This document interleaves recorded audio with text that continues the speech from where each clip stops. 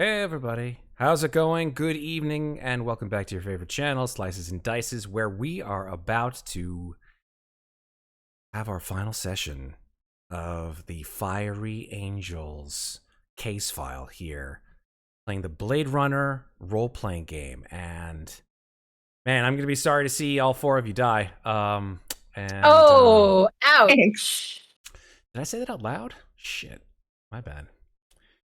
No, actually, I'm just gonna be sorry to see you all go for now, or forever, however things play out. For now. Only for now. But I'm always happy to see the four of you guys because you are the amazing players that make this wonderful game of ours work so very, very well.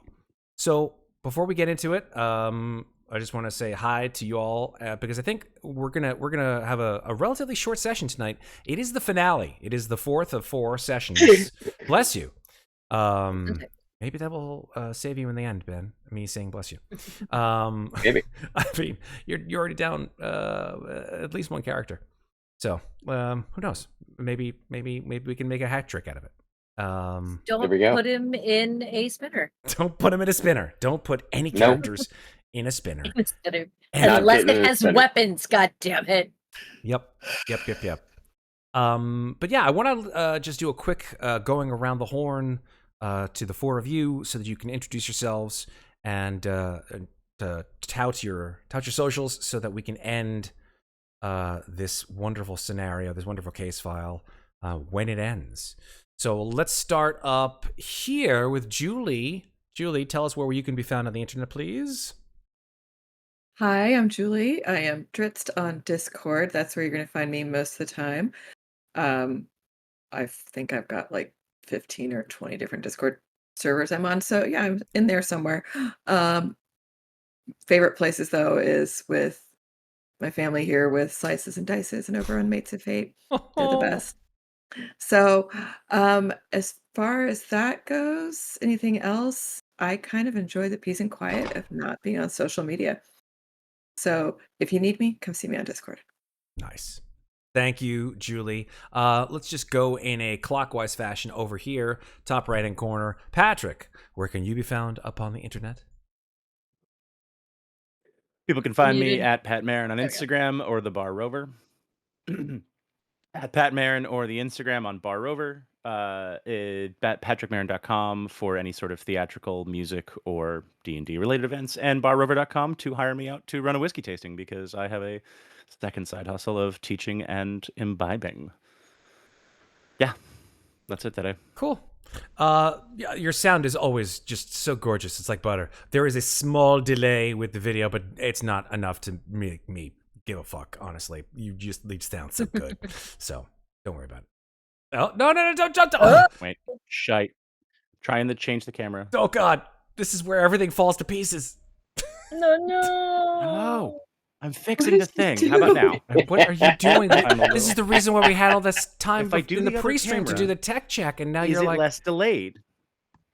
I did the tech check. Well, he was fine during the tech check. Is this better? I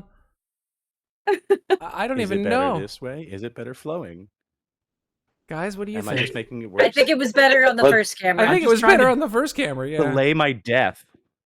Oh, I see what you're doing. This is very sneaky. This is very smart. Mm-hmm. Yes. Okay. 2 different cameras. Same Patrick. Just trying to delay my death. Here for it.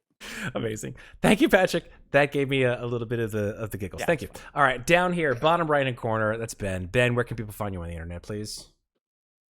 You can find me on Discord, Slices and Dices, and Mates of Fate is Ironhead454. You can also find me on TikTok, making stupid videos and making fun of my kids and my pets and 3D printing and leatherworking and stuff. Dope. Thank you very much, Ben. And then finally, bottom left-hand corner, Sarah. Where can you be found upon the internet, please? You can find me on the internet at Lovely Llama on most social media platforms where I may or may not be posting anything. Also here on our Discord. I haven't been on the Mates of Fate Discord in a long time. It's not because I don't love you guys. It's because I've been busy.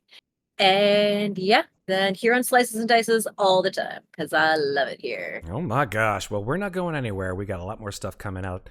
My name is Matt, as you probably already heard. We've got more cool stuff. Check us out. Give us a like. Give us a follow. Give us a sub, whatever you want to do, wherever you're watching this, and Twitch or on YouTube, just so we can continue to make more content for you folks out there in the internet lands. Beyond that, I think we're ready to get started, yeah? I think so. All right, let's make it happen. Here we go. Let's go with a quick recap. Or actually, well, not so quick because there's a lot of shit that happened. So let's just give a recap of the whole case file from stem to stern. Good plan. Yeah, that way we don't miss anything as we move into the final chapter. Yes, I meant it and I said it. And I really, really do know that there's very little that you can do to make me change my mind. This is it. This is number 4. This is it. I mean it, folks. The final episode of Blade Runner Fiery Angels. It is the year 2037. The month is June. And you are in Los Angeles. Before review, Blade Runners. After a suspected replicant by the name of Ellis Vale was detained for breaking into Wallace Corp's memory labs, he broke from his restraints and brutally murdered Blade Runner Willem Novak. Ellis Vale was determined to be a bootleg replicant, an advanced replicant model with no serial number and violent tendencies.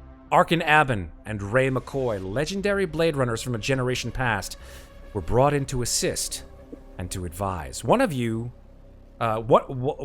them, I should say, Arkin Abhainn, directly interceding and replacing Novak in your team. It was clear from your talk with Wallace Corp, specifically PR head Quell, that Wallace wants these bootlegs shut down, aka terminated, aka retired. And gave you insight into what Ellis Vale was looking into when he was at the memory labs. The thing that they found him with was an old recording of a VK interrogation, a void camp interrogation, of a replicant who disappeared in 2017 with her lover, Deckard, who also happened to be a Blade Runner. The next morning, 2 of you were followed in your spinner and were shot down by another spinner with advanced armaments. In the process, killing the rookie Blade Runner, Yoshida. 2 Blade Runner deaths in as many days.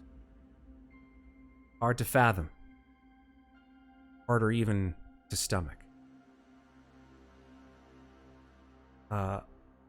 Blade Runner Oelsen was absolutely devastated by the loss of her partner and became tormented by the various losses and stresses that she had accumulated over the years.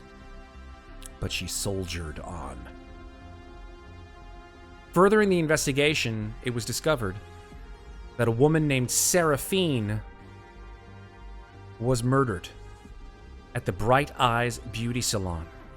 When you went to investigate, the only clues you found was a number of anemoid butterflies.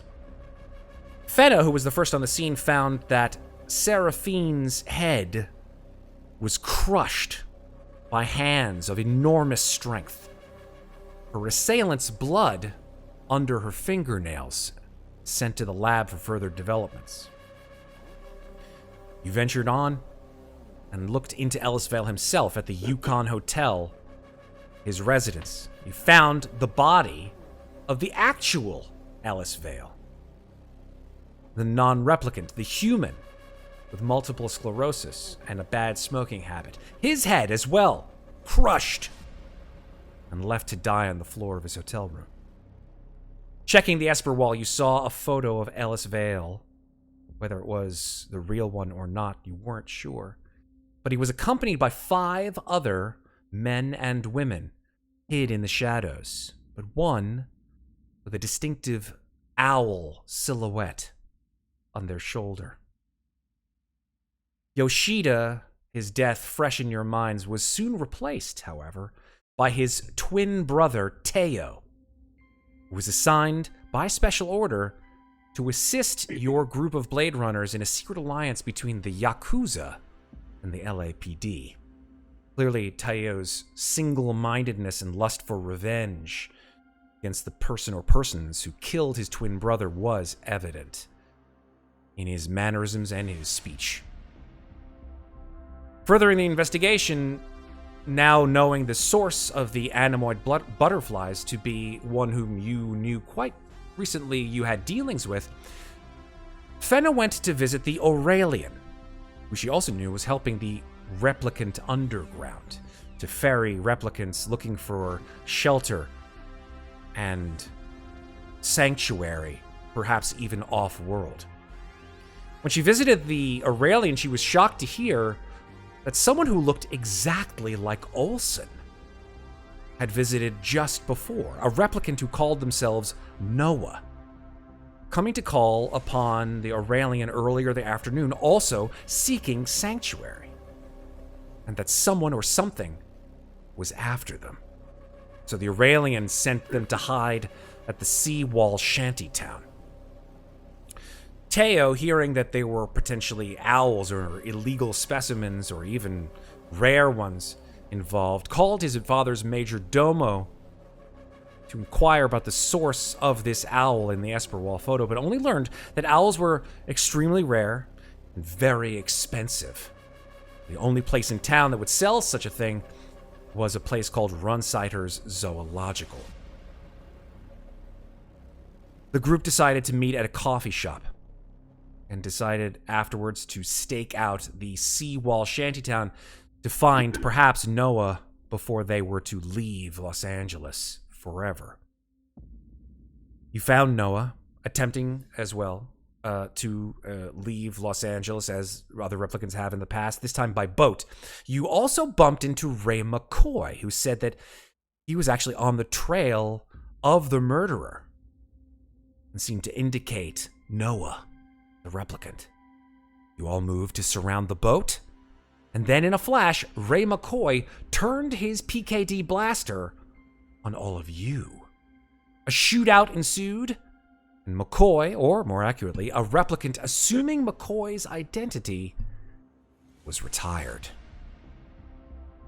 Oelsen questioned her erstwhile twin, Noah, who pleaded with you all through tear-stained cheeks to let her escape.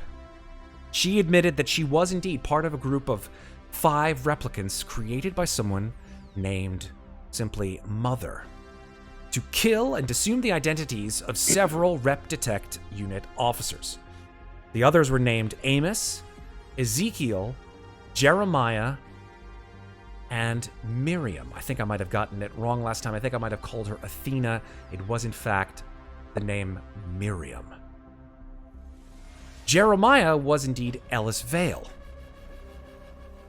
And she stated that Jeremiah would be actually the one to infiltrate Wallace Corp to steal a memory sphere. The others, Ezekiel, Miriam, and Amos, were to replace McCoy, Seraphine, and someone else who looked suspiciously like Jel Schuyler. And Mother, finally, we learned looked just like the deceased Lilith Tyrell. You saw, some of you, die in a hail of gunfire a month ago. With the ability to assume people's identities, folks, I mean, it's clear to you that no one can be trusted. And having a very stressful day, we all decided to take some downtime that night. But in the middle of the night, Oelsen received a phone call from Noah warning her to watch out for Mother, that she was still out there. And then finally, before the call went dead, she said something about Quell. A beeping, an incessant beeping began appearing on all of your KIA units. in the middle of the night. An urgent message from LAPD HQ. A security breach at Wallace Corp. Proceed immediately without delay. And that's where we begin tonight. So I made my calls in to headquarters about McCoy and Skylar, or did I just have that down as something I wanted to do? I can't remember. My notes got a little bit boggled. I think something can get saved. I don't believe so. Okay, then I know exactly what I'm doing at the top of my... Fantastic. Before we go into what you guys want to do, we have some promotion points to spend or have been spent, as well as humanity points, which you all received at the end of last session. Quickly, let's just go around the horn and say what was spent and and to what end, I should say. So let's start opposite way. Let's start with Sarah. Sarah, what did you spend your points on? I spent 5 humanity points to take my ranged combat from a D to a C, so I'm a little bit better at shooting things. And I spent 5 promotion points to take another level of hardened, putting my max resolve at 6, since replicants take a lot of resolve damage. They do indeed. All right, fantastic. Let's go backwards. Let's try it this way. Ben, you're number 2. What did you spend your points on? I used 5 promotion points to take sniper. I now get advantage when firing a single shot. Dope. I love it. Patrick, how about you? Arkin has enough humanity points to take fast reflex, which allows me to draw 2 initiative cards and essentially have advantage. And then I am upping my hand-to-hand from D to C, and my firearms from D to C skill level. So going up to D8s on both of those now instead of D6s for the roll. Superb. Good choices. Good choices. And then finally, Julie. Okay, I took my mobility from a D to a C, and then I took hardened and resolve and tough. Hardened gives +1 resolve, and tough gives +1 to health. So that's where I stand. Getting buff over here. I'm loving it. I'm loving it. I mean, she's surviving so far. I'd like it to stay that way. Oelsen does seem to be a damage sponge, so I think this was a good choice. Good choices. I mean, yeah. Yeah. All right. So we've got our points chosen. Yes. It is the middle of the night. I did say at the end of last session that you did get downtime, so points back on that, of course, using a downtime to get some resolve back and some health back. And I think we're ready to go.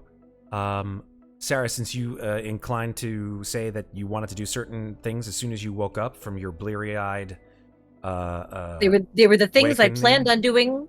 Yeah, so Fenna just kind of like shakes herself off and immediately starts pulling on practical storming the castle clothes. And as she's doing so, she picks up the phone and makes a call into headquarters.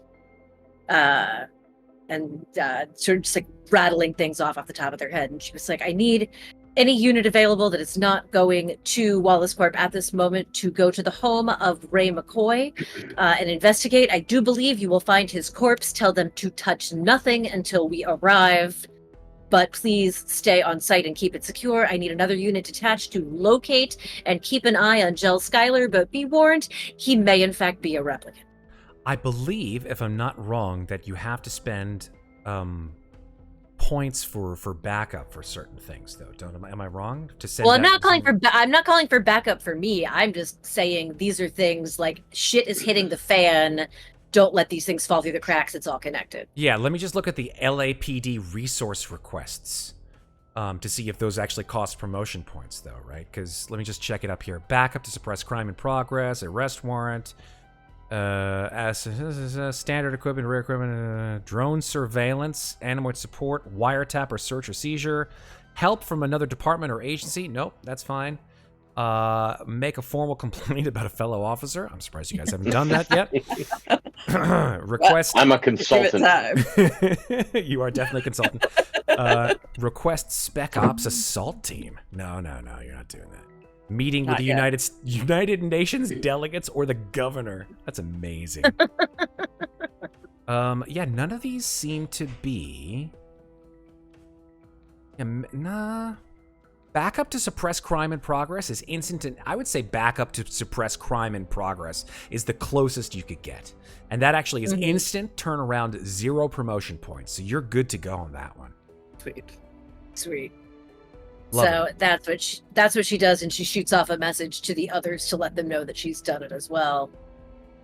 And then she also shoots another message. She's like, anyone think they can get us a transport that's actually armed this time? That would be a resource request for sure. That's a rare commodity. Because we keep getting shot out of the sky, but we need to get there fast. Not only that, but the turnaround for something that rare would be a day or more. Oh, shit. Okay. The LAPD has 0 armed police spinners? That's insane. They do have armed, specialized police spinners, but they're not. They're just not for us. They're just not for Blade Runners. They're not readily available to us. We have to fill it out in triplicate, and then once it goes through 10 different agencies and 15 different thousand hands, then maybe, if it's approved, get one, maybe next It's year. really meant for spec ops, right? That's the SWAT team essentially gets those things. Yeah. So would the Yakuza have Abhainn- access to something like that? Oh my Thank gosh. I'm going to have you make a connections roll. Get out of my Okay. head. There you go. Fucking Godspeed. Yakuza contacts. Let's go. Let's go. Yes. Fuck my life. Amazing. Yes! Yes. Fuck yeah! Yeah, that's a crit. So 100%. Yoshida, tell me how. Let's do this call. Let's make it happen. Go ahead. What do you do? All right. I guess I'm calling the major domo, so I'll ring him up. Okay. Let me see if I can. Yeah, sure. Why not? I remember what the major demo sounds like. 100%. Yeah. Let's go with. Okay. Hold on 1 second. I'm just trying to find some things. You're here. making him crack. No, this is all good. I like Too this. early Okay. for that. So yeah, you call. This is like 3 a.m. You're ringing, and you hear. And the face of your father's major domo comes on the screen.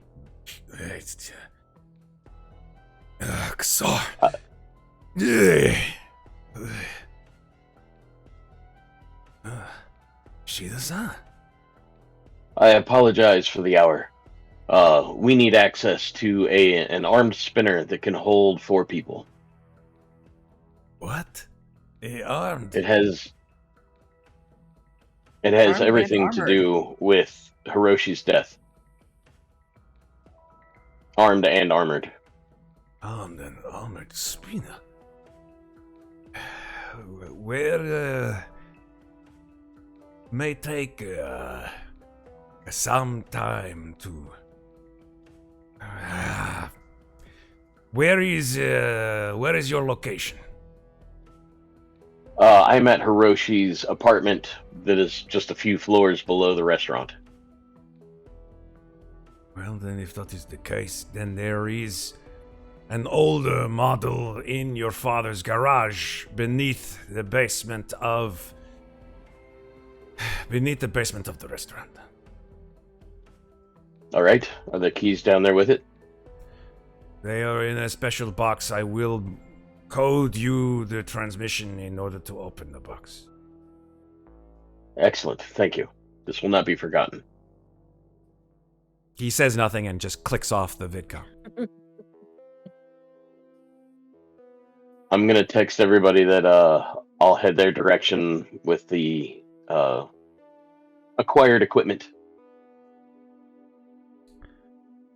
Let me take a look and see how armored and how armed these wonderful resources that you've just crit on have earned you. Let's see. Here we go. I have it actually in the vehicles section. Yeah, right here. I would say this is the closest you're going to get to it is it's either a spinner carrier or a spinner. Let me see what these look like here. It's either a spinner squad transport or a spinner carrier. I would say a spinner carrier is not what he has in his garage. Mhm. That thing is like a Probably friggin' not. giant truck that holds like 30 people in it. It's like a drop ship. It pretty much is. Yeah. It Oh, looks like a jeez. dropship out of Starship Troopers. But a spinner squad transport, I think, would suit you guys just fine. It takes 6 passengers, as opposed to your detective special spinner, which I believe has 2 capacity. Mhm. So it would fit the 4 of you easily. It also has a B maneuverability, which is actually pretty decent. Hull of 6, armor C, availability rare. Do you have any? No, actually, never mind. Forget I asked you that. I don't even know what I was asking. I was like, do you have any? Never mind.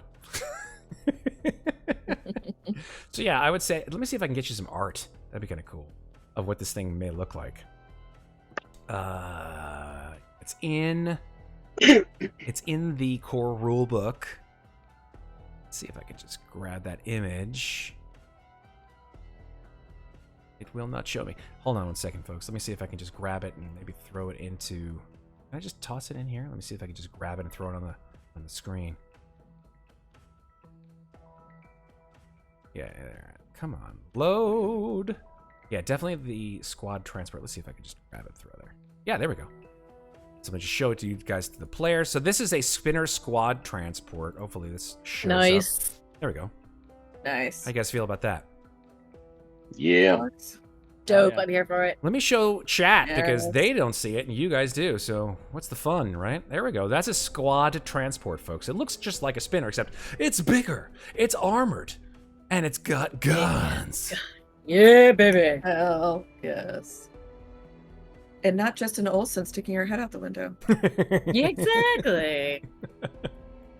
So I could just see it, like her hair going like this, like In her trying to face. make the shot. it's pretty cool looking. Big fan. Big fan. So yeah, he wires you, and by wires meaning messages you via private transmission on your KIA, which somehow or other the Yakuza seem to have access to. How did that happen? I don't know. Yeah. The code to the box that would open up the keys, or at least the ignition to this particular transport. Excellent. Pop it open, grab the You keys. guys are here. Yeah. So I am over in Sector 9. Are you in you're in Sector 9. Okay, Leo. Yeah, You're where the hell that's over in there? the fashion district. Mm-hmm. Let's find out where Yeah, you are. yes, he got to come pick us up. Yeah, Yeah. you're way down here. I am going to message him and say, pick me up last. I have a stop I need to make. And then I text him the address.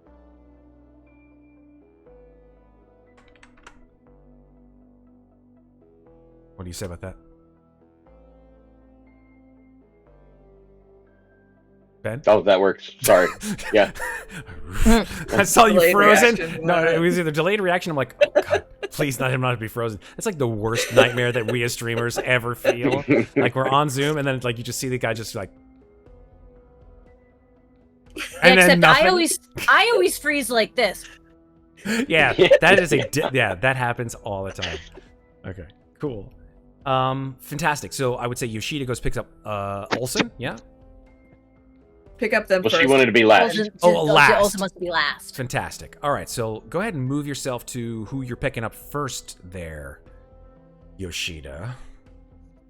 I guess we'll pick up Arkin first. Yeah, Arkin, what has happened to you? Because we actually didn't hear about you. We basically heard from all the others.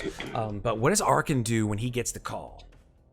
Or at least the message from HQ? So Arkin did his previous routine that I used, I think, in the second or third episode of his entire routine of the street rat cover as posing as a sort of informant and undercover is a probably 45-minute to like hour and change long routine of changing between buildings, using some of those skywalks between the skyscrapers, and just constantly making sure that he loses any tails, but also is sort of mentally shedding a layer of the personalities that he puts up and sort of accents around himself.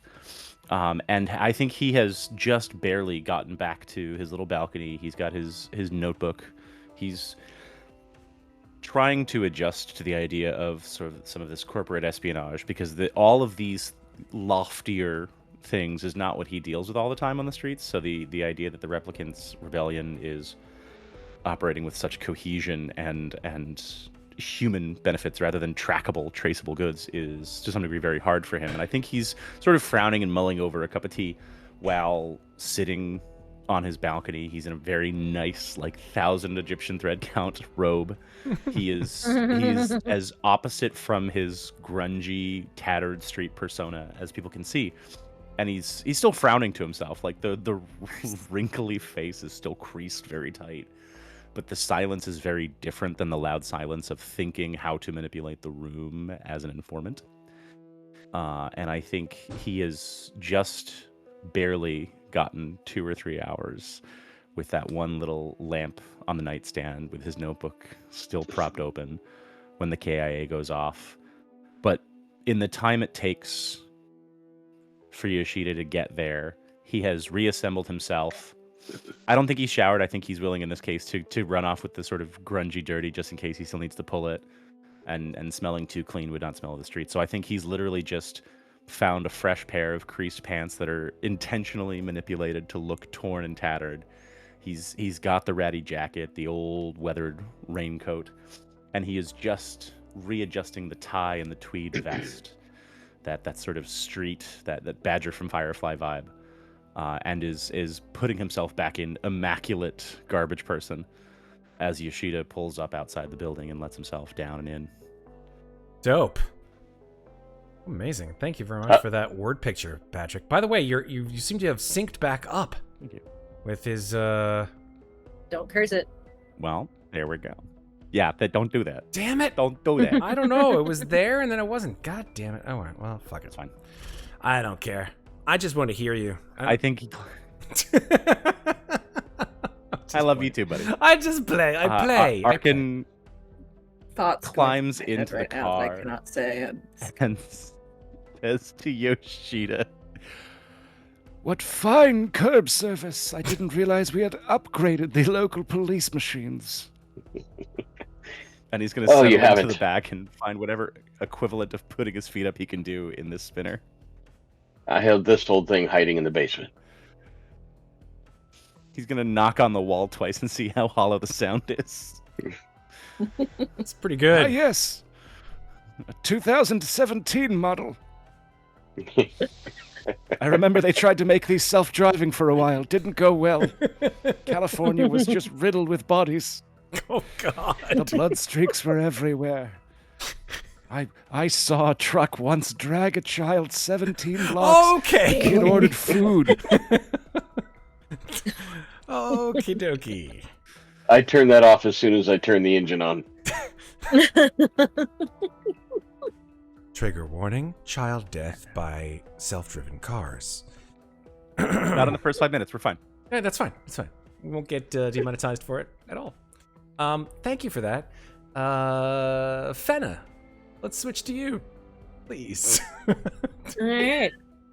Fenna has sort of like reached into the one drawer where she keeps the practical clothes, like at the very bottom of the dresser, and just she still looks immaculate, but she's immaculate in like a pair of flexible pants that you can move quickly in, comfortable shoes that don't make noise, a high turtleneck sweater. She grabs a raincoat, pulls a hat down over her hair, pets her cat on the head, throws it some kibble. I think Animoids still eat. And just looks at the phone like she's really wants to call Rada, but also doesn't want to pull her into this any more than she already has. Like, she reaches for it and then stops herself and is just like, no, leave her be. And flicks off the lights and heads out downstairs. How many of the four of you, knowing what you know about these 5 fiery angels and their creator, and the fact that they can replicate not only human beings as well as any human could possibly be, but also impersonate any one of you. How does that enter your mind? How does that make you feel? That not just your place as a human being has been somewhat overshadowed by the entrance of essentially another species in the last 50 years, but now your very identity could be overhauled, subsumed, overtaken.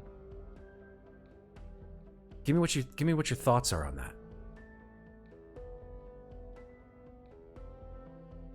Let's start with Oelsen, who's literally seen her twin. So, Oelsen, honestly, she throws on a pair of black jeans. She knows she's going somewhere fancy, but she doesn't care anymore. Black combat boots, black jeans, black hoodie, throws on her jacket and her armored shirt, tosses some makeup in her pocket in case she decides to be meh later. And she goes to the address that she catches a cab, goes to the address that she sent to Yoshida, which you guys will recognize as the precinct's, the police cemetery. And she kind of zigzags her way through. And as she approaches Novak's grave, she slows her pace and looks at it, wishing things were different. She kisses her hand and runs her hand along the top of the tombstone, but keeps going. And a few rows down, she finds what she's looking for. It's her brother's grave, Oelsen, who was also a Blade Runner and died in the line of duty. She kneels down and honestly just leans on the gravestone itself and starts talking to him as if he was there.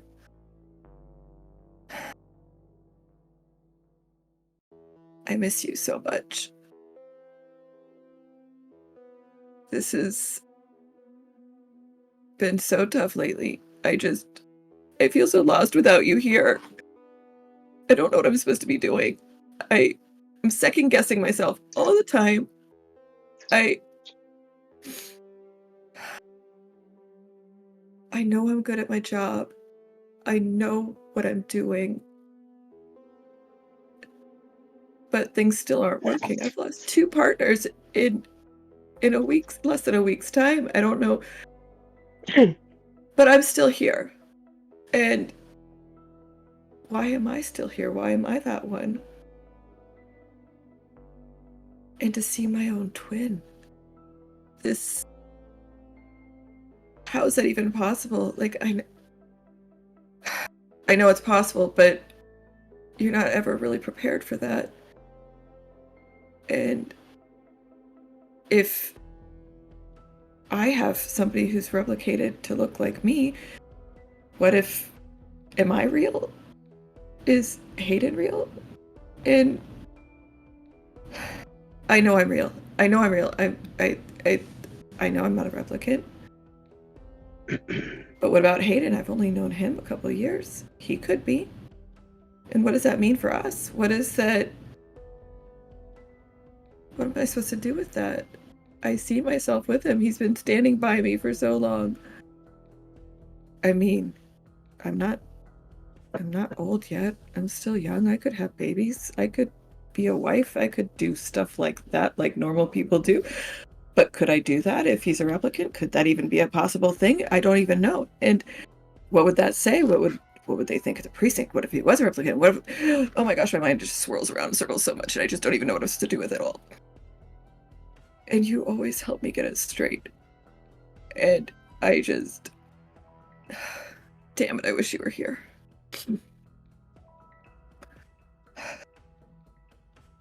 It's gonna be okay.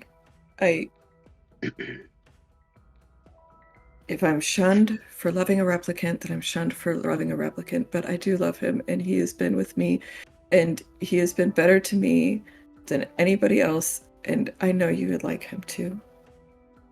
And the rest of the stuff, I don't know.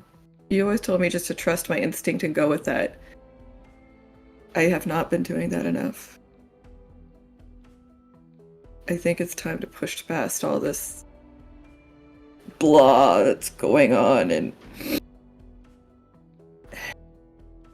if they kick me out of the force, then I'll take Hayden, we'll go off world and we'll start new, and I don't know. What am I supposed to do? And I think you hear a beep, a soft beep behind you, Oelsen. And you see this massive spinner. And in the driver's seat is Taiyo Yoshida. I take a breath, kiss the gravestone. Yes, I know that sounds disgusting. Pull my hood back down and go and get in. Abhainn's in the car. He opens the door. There were 3 other children as well in the same week. God, no. No, my brain. Jesus Christ. Oh, Baker, how nice of you to join us. God. 3 other children. Since Do I she wanna know showed the up story? last, I'll tell you later. I say, since Please she wanted don't. to be last, I assume I'm in there, and I just look up and I say, no. Please don't. Please don't. It's obvious she's been crying. I mean, Yeah. she doesn't have any makeup on it, but you can tell she's been crying, and she's like, just don't. Don't tell me later. Fenna, I think we sort of zoom in on you as you shut the door and Oelsen settles into her seat. The drive up and out to Wallace Corp is about 10 minutes. So let's begin. Well, we began actually with Oelsen Baker, but let's continue with Fenna. What are Fenna's thoughts about what I described before? How do you feel about all of this? Well, you asked how they felt as humans. I'm not a human. That's very true. And Fenna is honestly just angry right now. She doesn't know what these particular replicants are up to, but she's pissed. Because she works so hard to fit in. She works so hard to be accepted and to not be treated differently and to not be viewed as a threat. And here they are, and they're just fucking it all up. They're fucking it all up for the rest of us who are just trying to live. So she's mad, and she's not talking much, and she's not her usual outgoing self. She's just kind of sitting there, maybe like she's sort of drumming her fingers on her leg, because if she doesn't, her hand is going to clench into a fist. So she's just,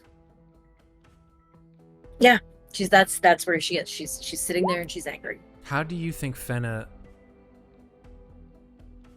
feels knowing that she is showing signs of an emotion that replicants shouldn't show? Or feeling emotions that a replicant shouldn't feel?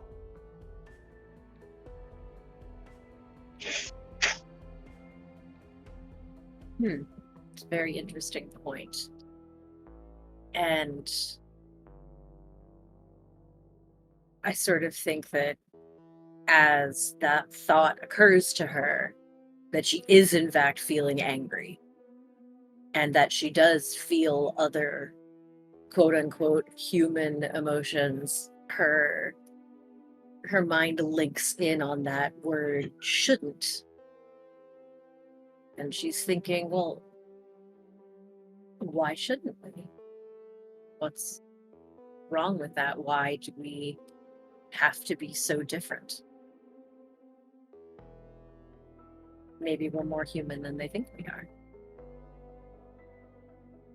More human than human. The thought does cross her mind. Cool.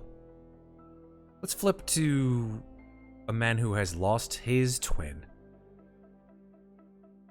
Teo Yoshida.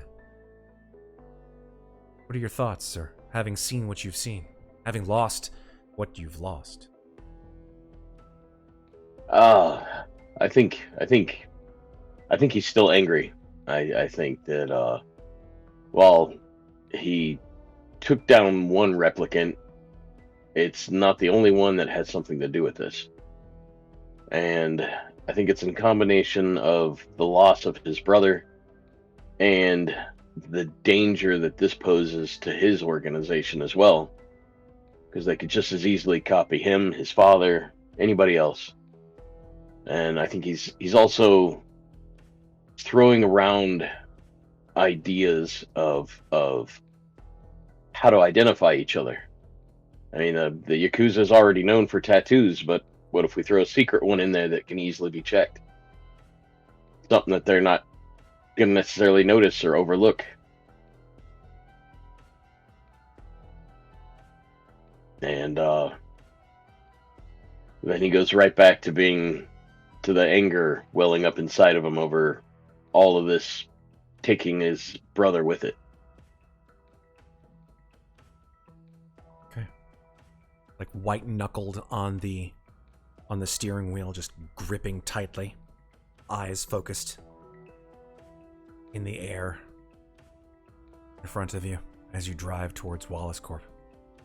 And then finally, Arkan Abhainn, the grizzled veteran, the man hiding behind a veneer of another man. Arkan is definitely telling this entire story with the children as a complete cover. It's the same thing he does when he's operating on the streets and he's throwing out the dumb personality to deflect from his actual observations, because it's a loss enough for somebody like Novak, who he operated with, to disappear in a week, to then have to take down McCoy on top of that and to identify these faces. Arkan he's not worried about himself. He's all but a ghost. His name exists in the police offices, but even that, he has to go through pageantry to get in the front door. He doesn't walk in the front door. I think he is not scared about somebody taking his identity. The theft is easy. He wears people as skins, metaphorically, but the actual fear is that he's grown fond of Tuto Kenny, and he's very fond of Javeri, a relationship he can't really publicly have as a police informant and an undercover cop. And the people who would be manipulated or harmed in the face of that identity theft is stealing his resolve to fight harder. He doesn't know what side to come down on. He has no problem working with rep units. It's the use of it to kill other people as brutally as this case has been, which is sending him through a tizzy. It's keeping his jaw locked. It's keeping his anxiety high, and he's not able to breeze through with conversation to an emotional machine. An emotional machine will be even more impatient than a person, but a lot stronger if they get pissed off. Most people would just walk away from him. A robot, a replicant, could crush his skull as easily as Novak's, and I think that is why he's got this gallows humor on, because he's not sure he's walking away from this one. Okay. I find this situation with the four of you playing your characters as beautifully as you do, having so many sort of intrinsic links with the core theme of this particular case file. Abhainn, a man whose identity is masked behind another.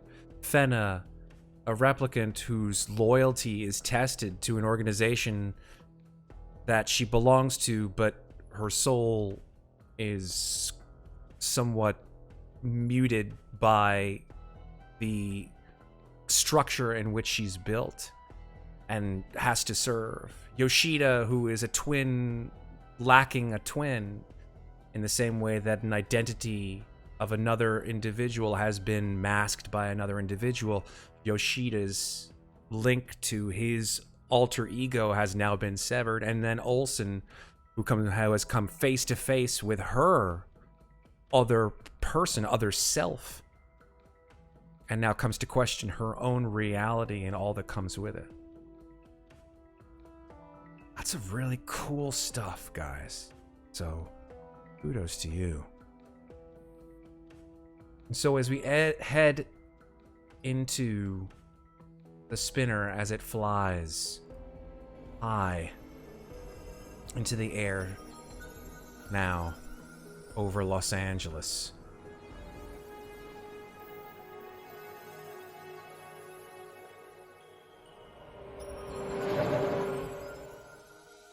The early morning sun rising just above the destroyed eastern silhouettes of the burned and mutilated buildings that have been left abandoned after the blackout. You spy the titanic cyclopean buildings that are the Wallace Corporation buildings. But before you see that, it's very odd because you see a pair of sort of pyramid-like structures which always have been in the shadow of Wallace Corporation, which were the buildings that once were inhabited by the Tyrell Corporation. Tyrells, of course, were the presages of Wallace's replicant technology. And with the information that Lilith Tyrell, the niece of Eldon Tyrell, the father of replicant technology, is now potentially alive. Is she? Not quite sure. You only know that Mother seems to resemble her very strongly. That there may be, as you pass over the Tyrell Corporation's buildings and head over to the Wallace Corporation, a stronger connection to these massive mega corporations than you had ever thought possible. I'm going to place you over here at Wallace Corporation. And your spinner lands, as it did 2 days ago, in the garage of the Wallace Corporation's enormous, huge, vast cavernous space that holds hundreds and hundreds and hundreds of spinners and cargo trucks and vast machines, and you're able to be guided by various Wallace Corporation personnel to a spot where you can land your spinner and exit. Do you have a plan of action? And if so, what is that? Well, we were told there was a security breach, so... Indeed. Start by going to the security desk and figure out what the heck's going on. Yeah. Sound good? And I was going to also potentially try to talk to Quell. Oh, okay. You want to call Quell? Yeah, actually. I'll Cool. call her from the spinner. Okay. Call her from the spinner. Okay, so before you land, yeah? Yeah. Sure. Or as we're landing, as we're parking, basically. Yeah, that's fine. That's fine. Cool. So as you're parking, you call her directly on the vidphone of the spinner. You see Quell's face appear on the screen. She sort of turns towards the screen. Yes, Officer Fenna. How can I help you? Good morning. Good morning. I was informed you had a security breach. My team and I are here to investigate. What would you like us to do? Yes, please come to my office as soon as possible. Absolutely. We're just parking now. Excellent. Turns off the transmission. That doesn't sound fishy at all.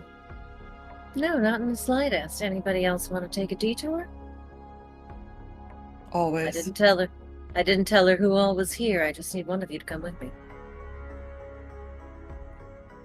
Arkin raises his eyebrows and then looks like he's reaching and scratching an itch, but obviously, to those of you who have seen him before, unhooks the docker's clutch so he can quick draw.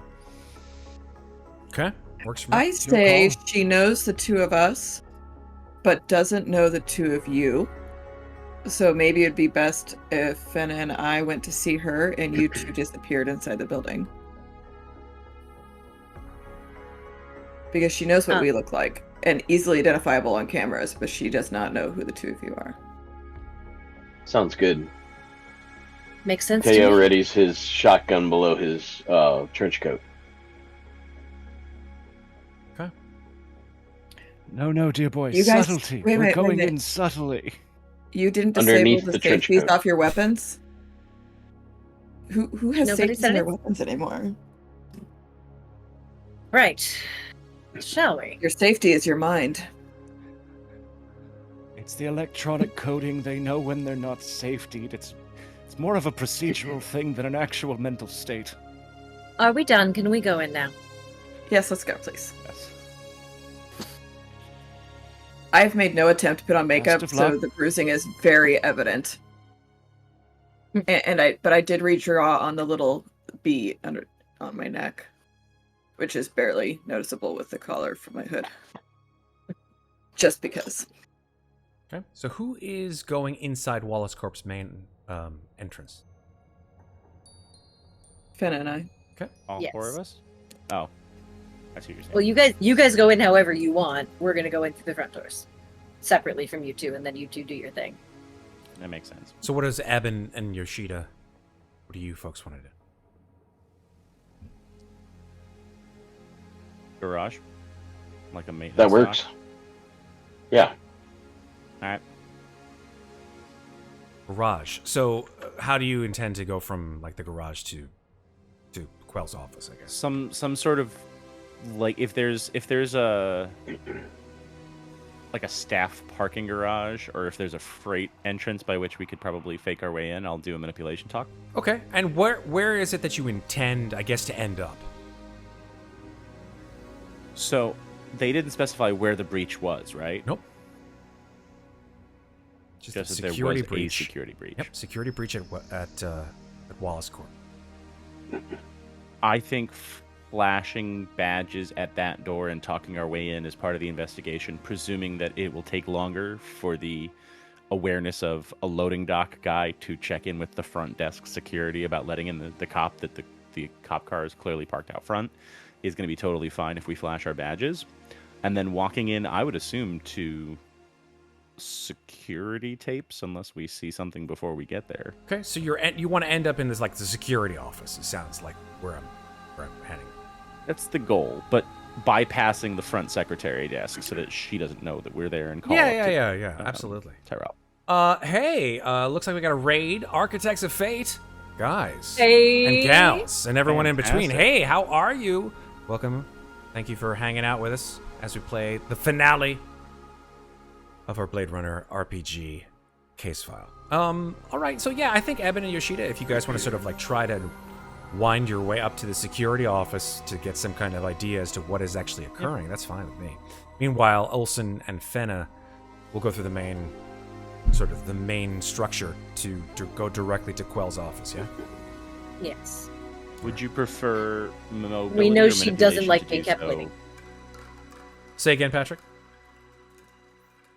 Manipulation or mobility to stealth and bullshit my way in the door? Yeah, I would say let's go with a mobility.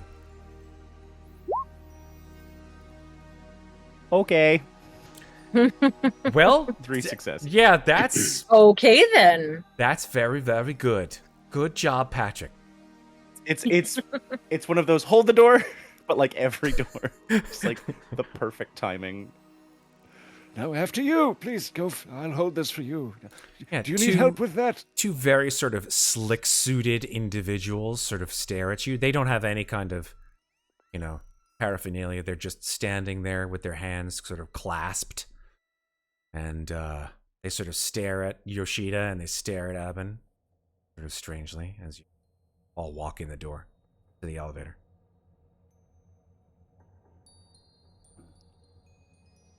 This is after I've gotten the rest of the way in. Like, that's okay. Do I notice anything about them when we all get into the elevator? Like what?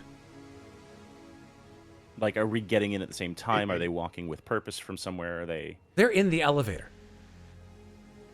Oh, When you get they're in. just in there already. Mm-hmm. Got it. Red Platinum, I'm gonna thank you make for a all show the of gift subs, fumbling. sir. My goodness. Amazing. Thank you, sir. Good lord. Brad, you're the best. I'm gonna make a show of looking for my badge and just be like, We're headed down to the security office. Which button is that again? Guy looks sort at you of strangely. awkwardly, like, fold it out and hold the badge, It's looking sub- competent. He says, sub-level 2.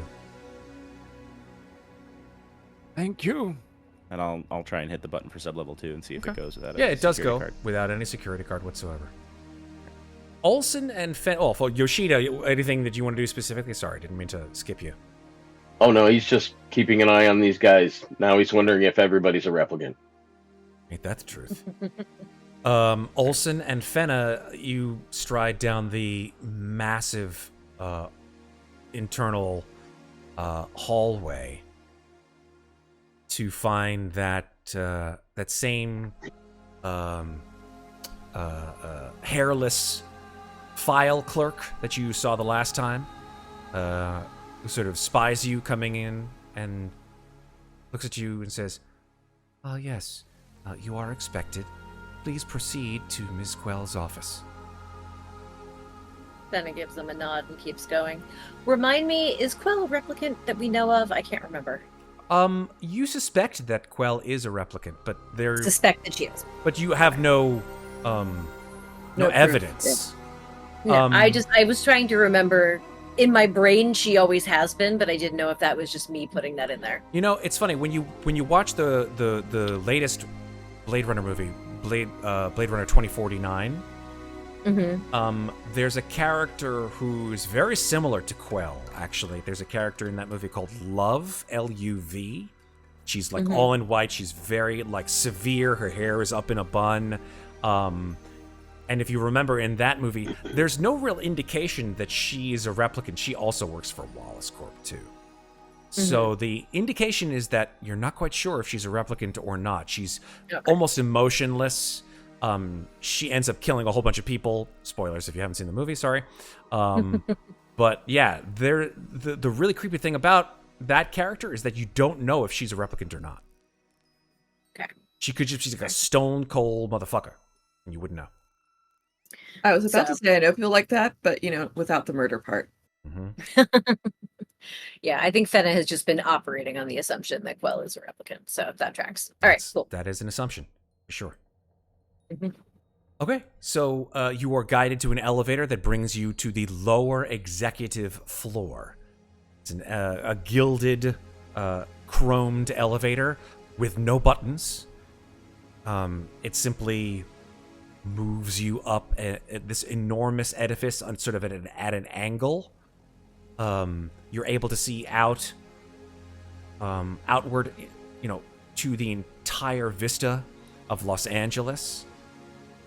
And you see this sort of beautiful but very strange and haunting visage of the red sun.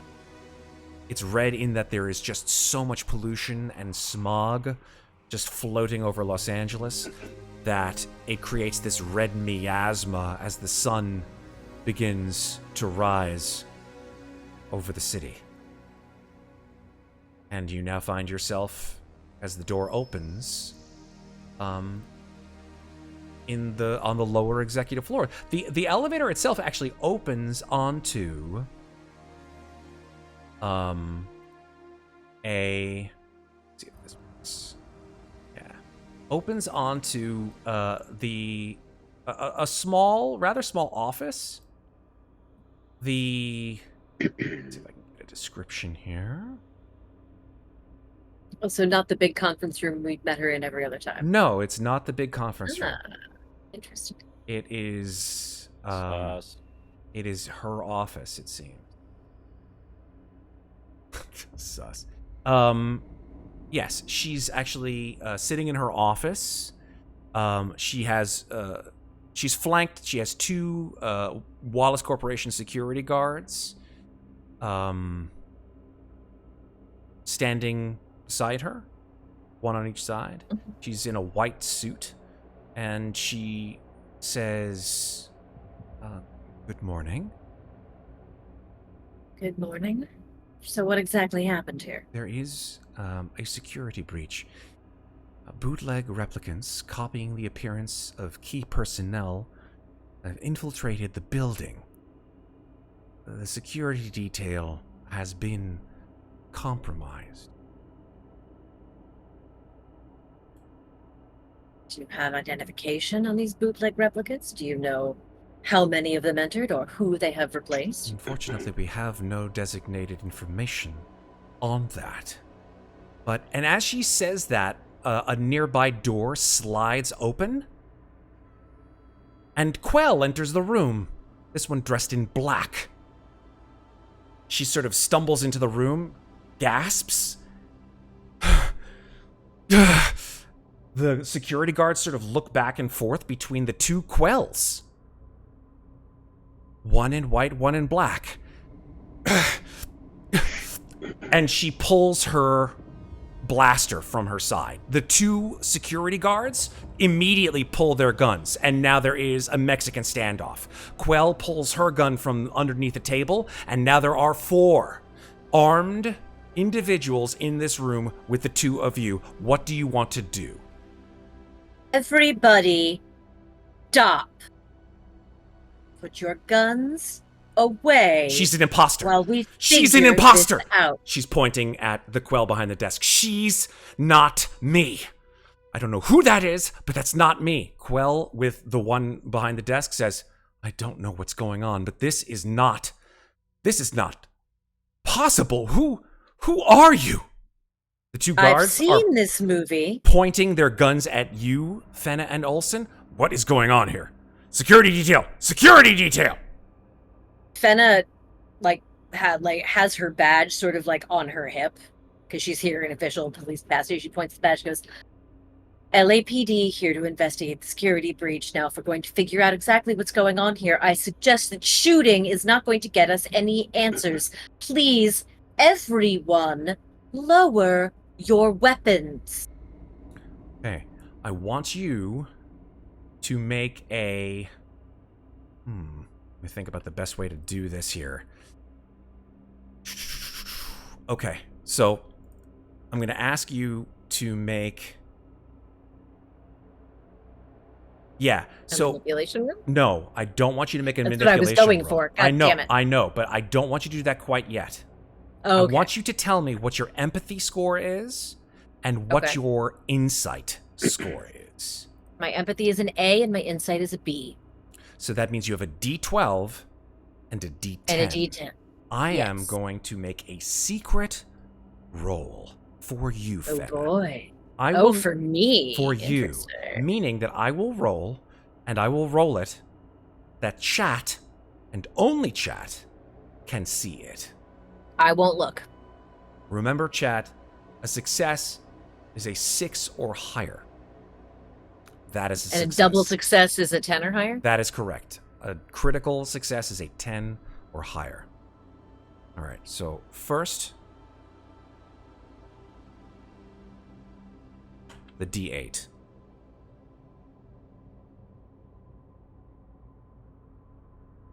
That is your... Sorry, not a D8. It's a D10 for your insight. I have a 10 and 12. Yep, 10 and 12. Pardon.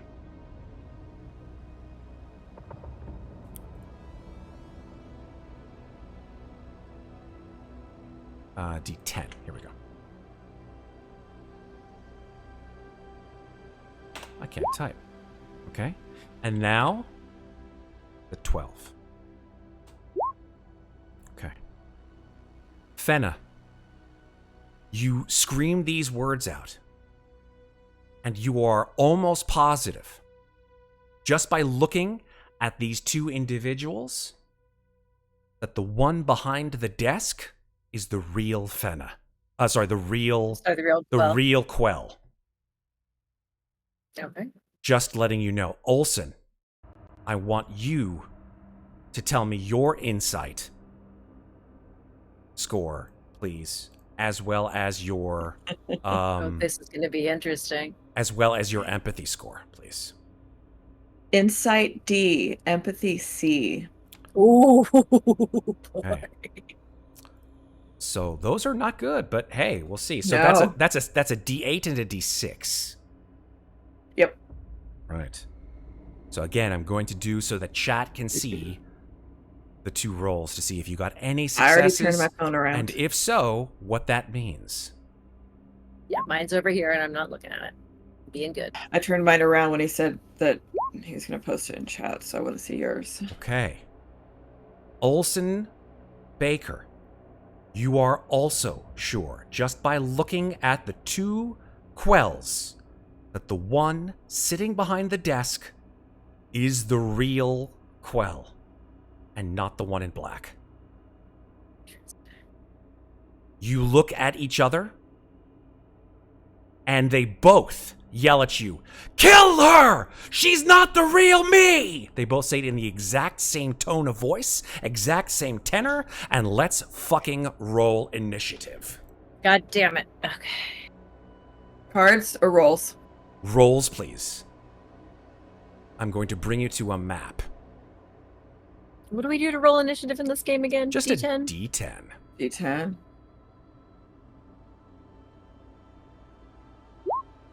Oh, fuck, I'm going last. I hope I don't die. Eben and Yoshida, I have you on the scene, although you are not active Are you participants sure? in the fight. So just so you guys can watch. Is that fair? Yeah. Fenna, yeah, Sarah, you and I both rolled a 10. One of us has to.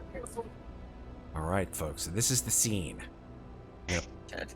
Hopefully you guys in chat can see exactly what's happening here. Oelsen, Baker, and Fenna stand at the front roll door. Mine twice. What's that? I rolled mine twice because I've got the reflex thing. So Oh, my yeah, second so one's a there you 7. go. There you go.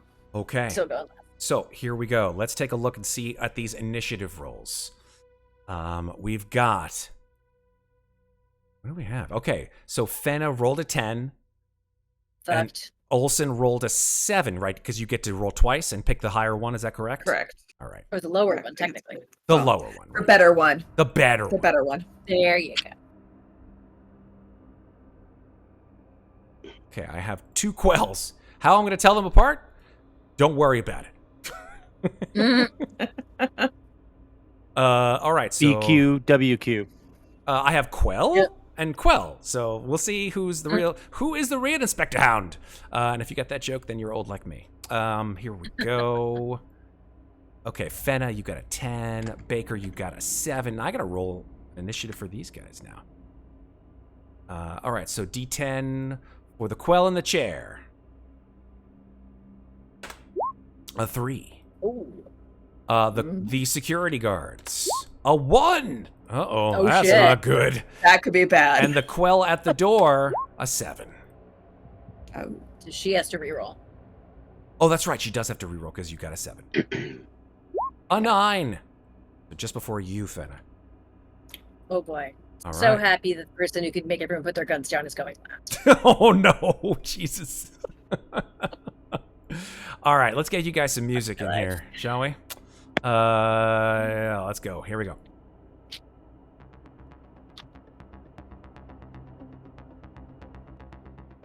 All right, so the security guards have their guns pointed at the two of you. Each of them will take a shot at both of you. Well, at each Oh, of you. beautiful. Each of you, I should say. Beautiful. They have 20 gauge shotguns, right? So first shot on Oelsen is a success. Jesus. Shooting at the cops? Oh. Fucking A. These are security guards. They have loyalty to one thing, or one entity and one thing only. Oh. Okay, so you got one success, so that mitigates some of the damage. Let's see how much the damage it did mitigate. That's 3, so you take 2 damage. Okay. So, Freaking boom! Big ol' shot. No critical damage, luckily. Does this game have dive out of the way? I don't remember. I think you can get behind cover as as an action. You can check it in the rules, but I don't believe with gun. Yeah, I'm looking. I think with gunfire, I don't think that it's not like you can do it as a reaction to jump out the way. Yeah, I didn't think so. I was just looking.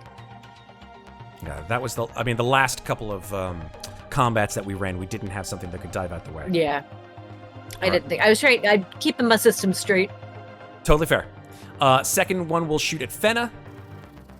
0 successes on that one. Thank So you, misses you, Jesus. hits the wall, I have no boom. Big old splat of buckshot on that one. All right, that is their turn. Once again, We're moving Oelsen on. takes the shot.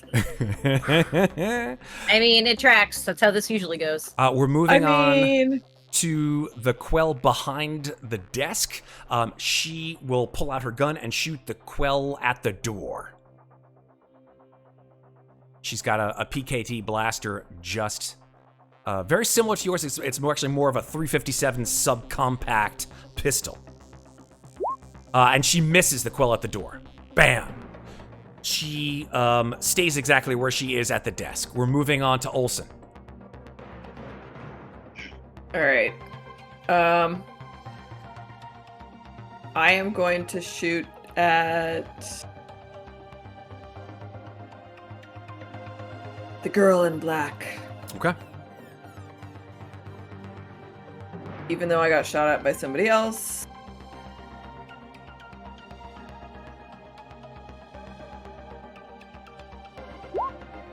That is 1 success. Roll your damage, please.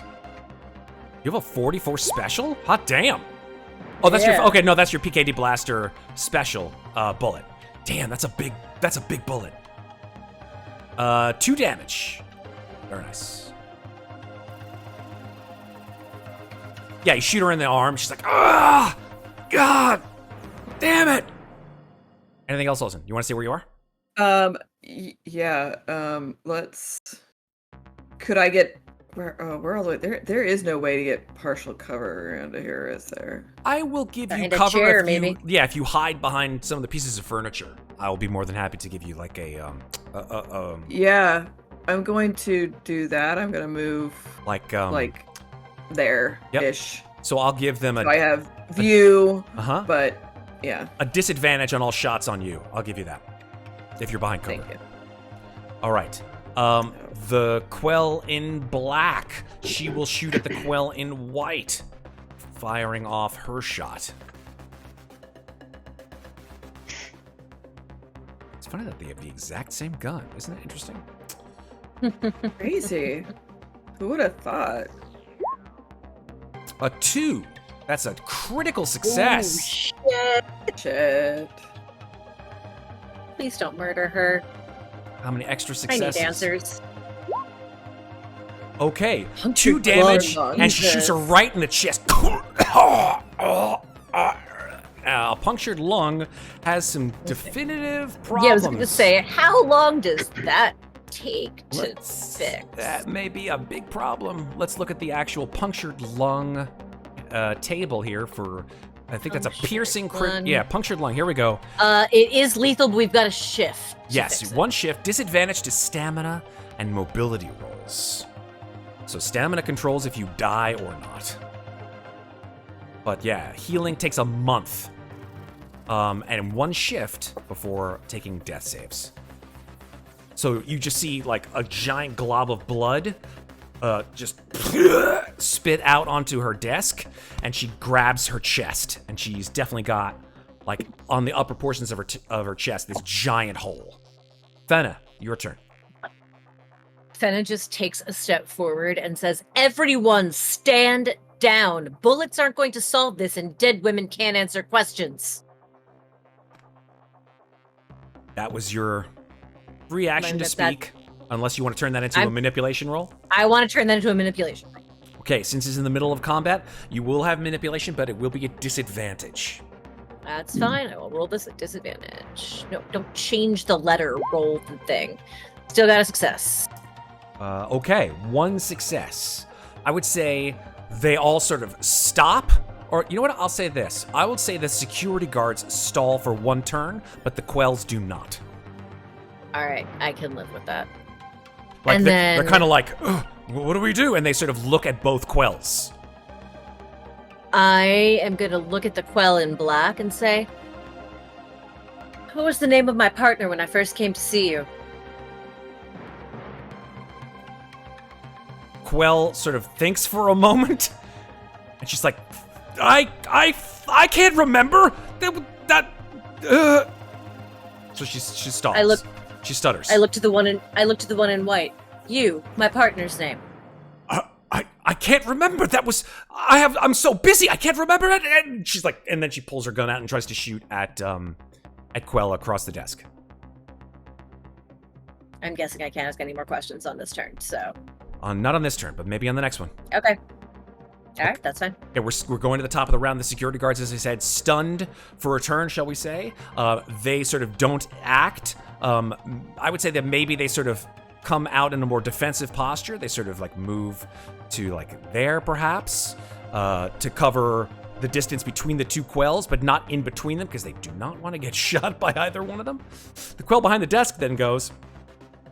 She will say, "Kill her, fools! What the hell's wrong with you? She's clearly an imposter!" And then she will shoot at the quell in black.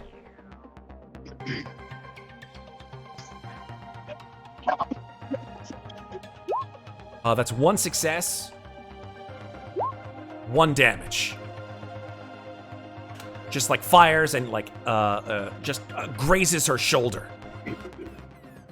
Oelsen, it's your turn.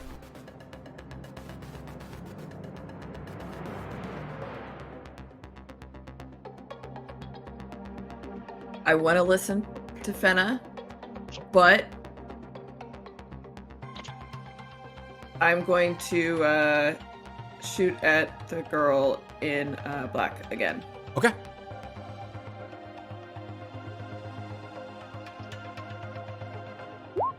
No successes. Do you want to push it? Yeah. Okay. Take a resolve and push it.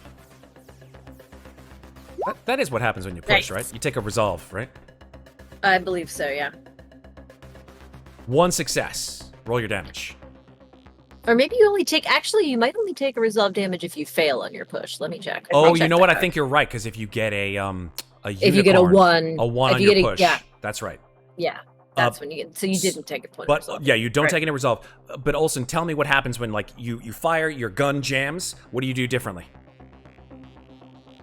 I didn't fail on it. You didn't fail on the second time. Oh wait, I did fail.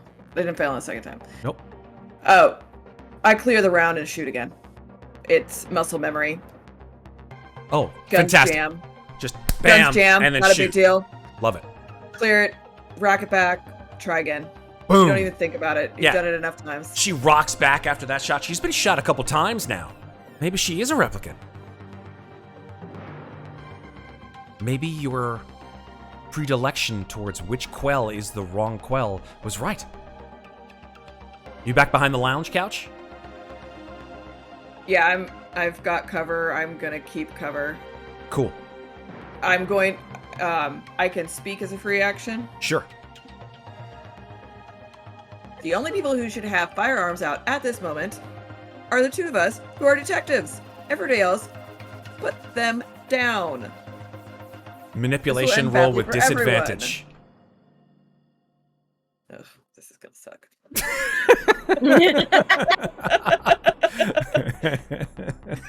I love people having like players having like really great like ideas and then looking at their stats and going, "Fuck, why did I even do that?" Jesus Christ. Okay, do you want to push that? That's just a single it's roll. Just 1. Okay. Okay, if you get a 1, you're gonna take some resolve. Oh, I fucking called it, didn't I? God damn. Yeah. Knew that was gonna happen. It's Well, it's fine. So yeah, you're yelling and you're getting stressed out and like the veins are pulsing in your forehead, and you take a resolve. It doesn't help that I've been shot multiple times in the last 24 hours. Fuck yeah. Yeah, you have gotten real beat up. How you looking on I mean- resolve, Oelsen, by the way? Well, considering one of the things that I did was to increase my resolve, I still have 3. Solid. Good to hear. All right. We're going to finish up this round, and then we'll see what happens to those guys who are at the security detail. We might have to take a pause, like in media res, and then see what's going on with that, and then come back to this battle. All right. We're at the Quell in black, who will fire at the Quell in white. It's like spy versus spy, guys. It is. Tricks on you. Neither of them is the real Quell. Fires and misses. Yeah, exactly. A third Quell. Fenna, it's your turn. She wears red. Fenna takes another step shirt, into brown the pant. room and looks first to the Quell in black and says, "The first replicant I came to see you about, what was their name?" I don't remember! Looks at the Quell in white. You? Just kill her! Everybody put the guns down. These people have been shot at multiple times. I do not think, at this point in time, I will allow you to make another choice, but I'm just going to say that just internally, you know that unless you want to stall these, what's it called? I'll allow you to make The a security manipulation rolls guards to stall the security guards, but the Quells are right. fucking bloodthirsty MFers. Then I'm going to look at the 2 security guards and say, "The 2 of you, do you want to accidentally kill your boss? Put them down." Manipulation roll. Disadvantage. Still disadvantage, I'm Still assuming? disadvantage, yep. 2 successes. Fantastic. Holy shit, with a crit? Fuck yes. I would say, Nice. they're saying, we're gonna need to get some security on this one. And then I would say that they fucking run out the room. I'm fine with that. Yeah, they don't drop their guns, but they definitely go for help. I might just stand there and watch these 2 kill each other. I'm kind of curious to see how this plays out. Amazing. All right.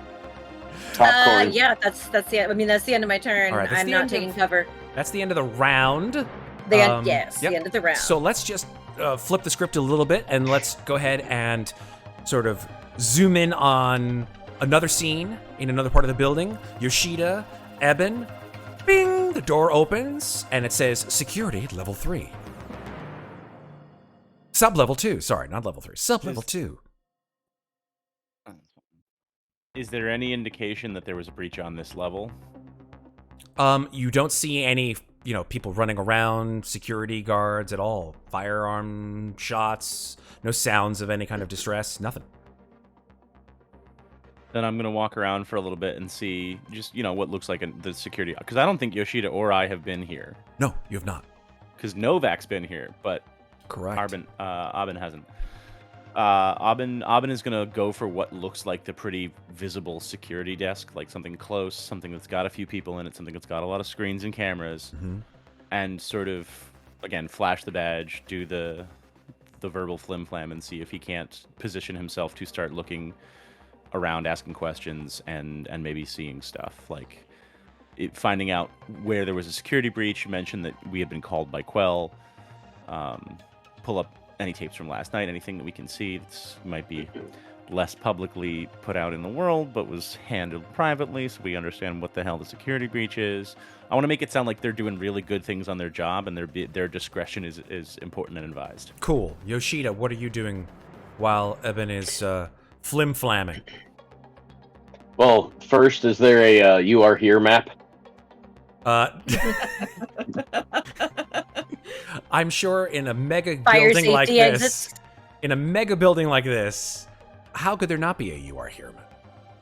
People get Right? lost on this shit all the time. So yeah, where's that security desk on the map compared to "You Are Here"? Like down the hall? Okay. I'm gonna go with him, and I'm keeping an eye out, checking behind us, letting him do his flim flam while I observe and look for people that don't belong. Cool. The two of you, when you get past the main security detail, enter into an enormous paneled room with screens everywhere, plastered left to right, up and down, multiple people in a variety of sort of cubicle-like seats, all with computers vastly superior to the ones that you have seen, for sure. All of them are looking at, analyzing various screens, some of which you actually see are not actually Wallace Corporation interiors, but actually keyed into Esper cameras around the city. Wallace Corp is keyed into the Esper network. They have eyes on everybody. You walk in, you observe this giant room like something out of the movie War Games, essentially. And there's this just overarching huge screen. And it showcases the building itself. Thousands of little dots here, there, and everywhere, showcasing the location of everyone interior to this building. And then there is a slight sort of chime, a tone, and a suited individual with a pale face and a shaved head comes over to you. How can I help you? Yes, we were told there was a security breach. We've been summoned by Madame Quell.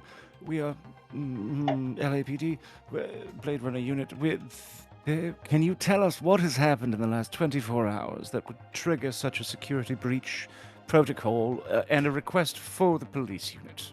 Yes, I do believe Madame Quell had spoken to the main desk and to security, stating that a Blade Runner unit would be arriving.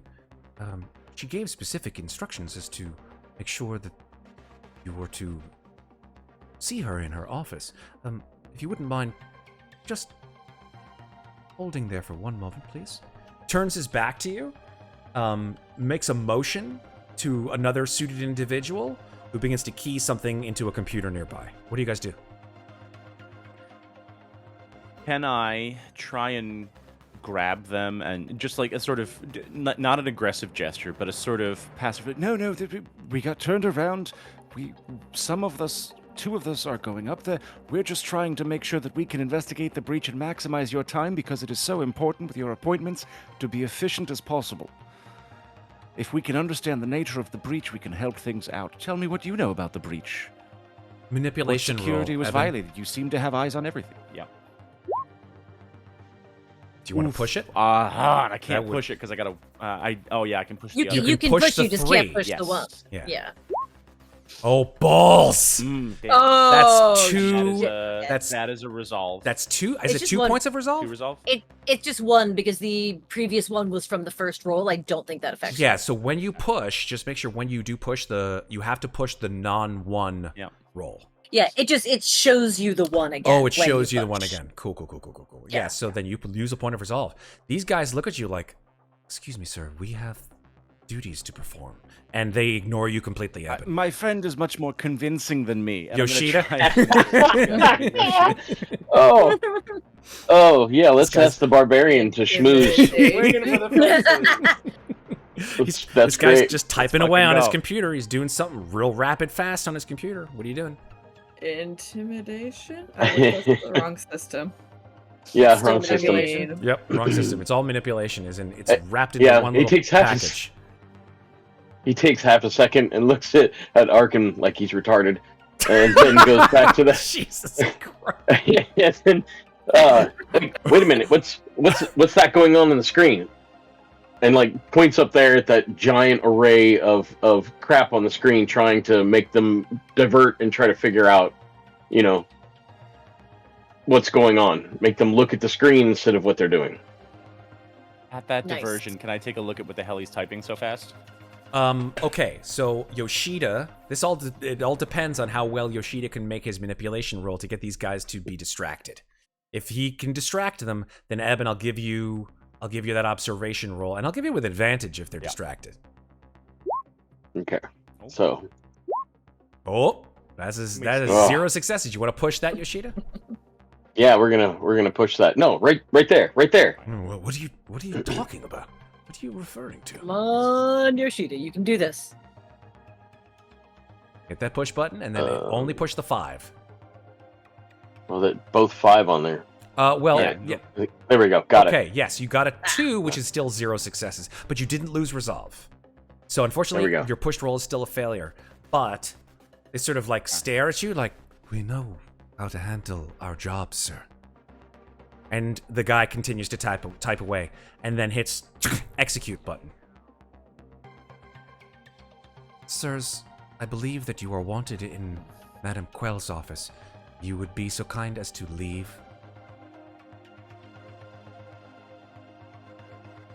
Well, why don't you escort Very us there? well. That way Thank we you don't get so lost much. again. He stands up, he waves. 2 security officers come walking over to you.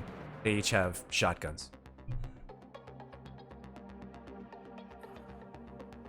Throw my hands up in a very limp-wristed gesture. All right. Listen, I'm just trying to be efficient with the police work. 2 things at once, 2 different places. I don't see the need for all this bureaucracy. I'm sorry for wasting your time with logistics and orderly fashion. And just start backing out towards the security guards. Yoshida, what do you do? Abhainn seems to be backing up. What do you do? I'm going to turn and walk out the door. Okay. As the 2 of you, escorted by guards, walk out the door, there is a huge flash of yellow light and some kind of a sort of a very piercing siren. The door closes behind you, and the 2 guards look at each other like, What what's the going? fuck were her orders? Oelsen and Fenna. Since I backed on out, Yeah, go ahead. did I Let's say finish with you anything? guys first.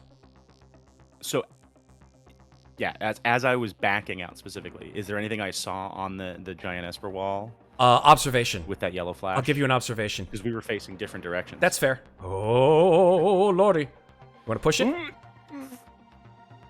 Yeah, I'm gonna try and lean under the door. Okay. As the door... Push them both. Fuck it. Oh, look at that. Crit success. Double. Nice. 2. Yeah, I'll take it. Even though it doesn't say pushed, whatever. I don't give a fuck. It's still a reroll. So yeah, with a crit success, you see flashing across the top of the screen, security breach quell. Security breach quell.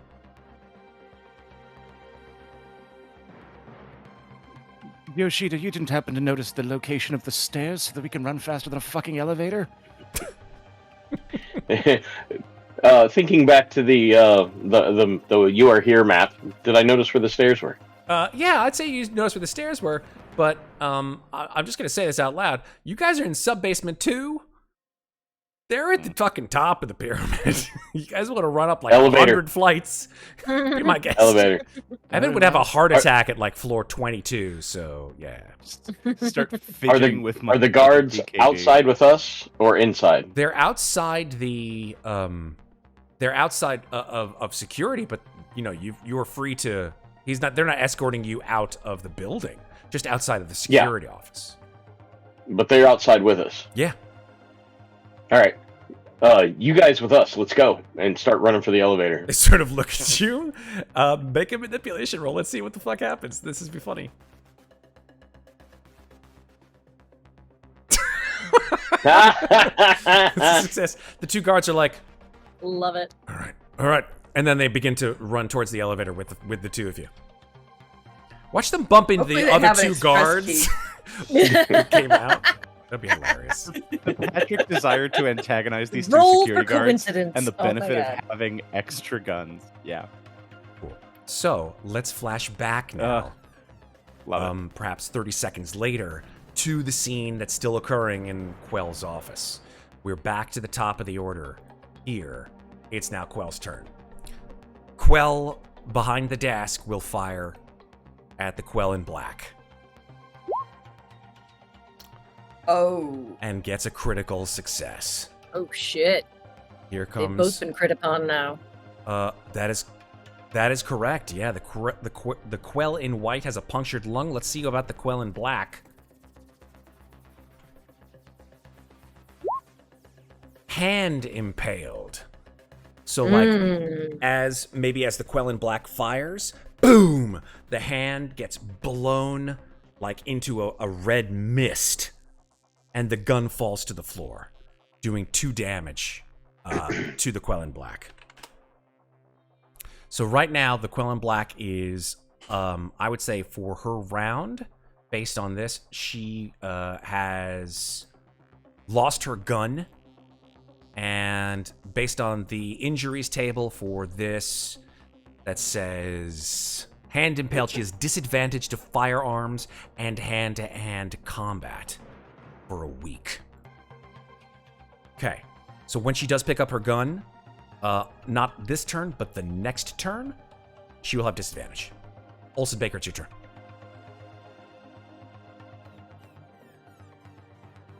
I just keep looking at the two of them like, should I let them kill each other?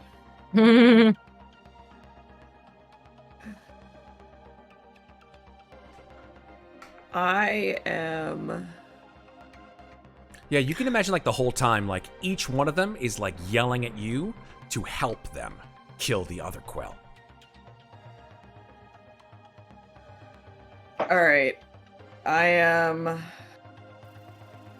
shaking my head the entire time. I am going to... This is probably a really bad idea. Those kind of ideas like. I am going to run over and try to tackle the Quell in white into the corner so she's got cover over here. And try to basically stop the encounter, like grapple her to the ground. Okay. Hand-to-hand combat. So, yeah.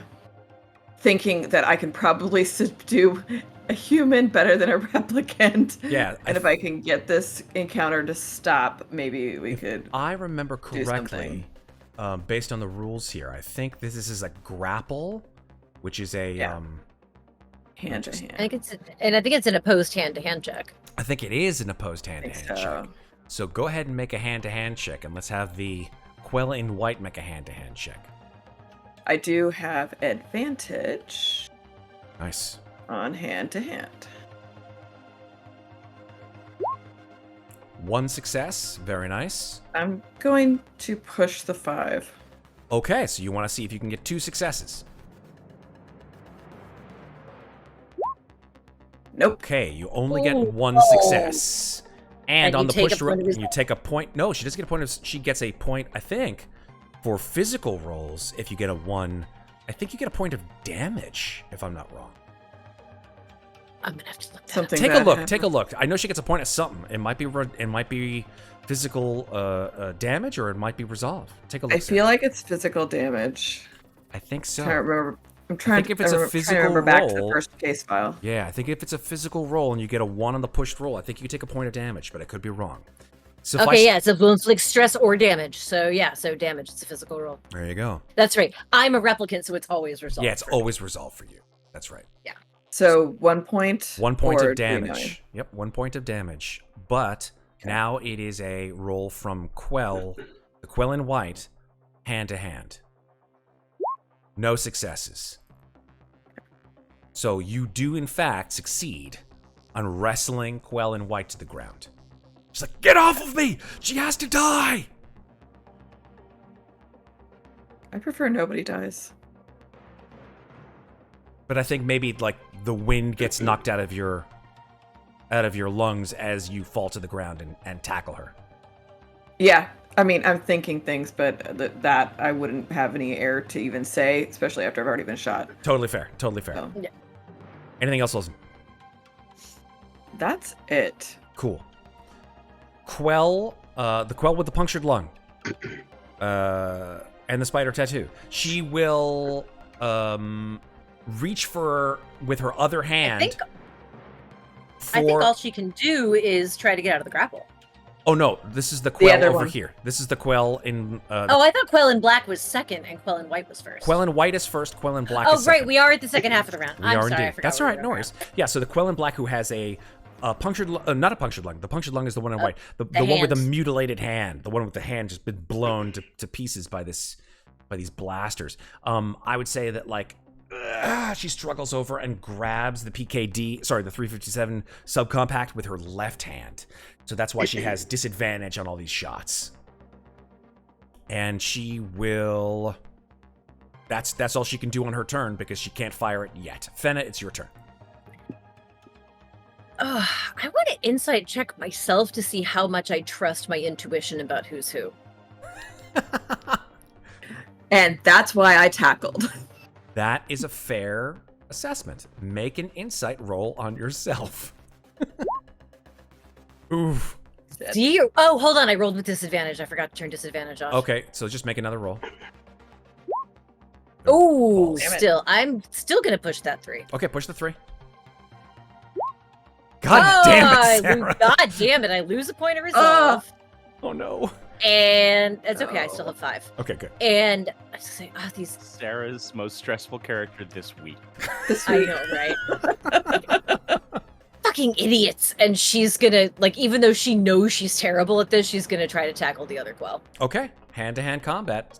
Yeah, which I am awful at, by the way. Well, Yeah, she yes, has yeah, right. disadvantage on hand-to-hand combat because you blew That's her true. hand off. I am gonna try to push this too. And I got 1 success. Yes. All One right, success. worth it. All right, cool. And so the other Quell will make a hand-to-hand combat with disadvantage roll. 0 successes.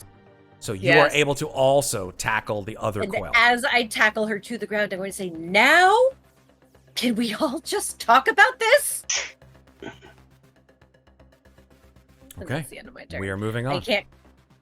I'm going to ask, can we assume that as cops we have handcuffs?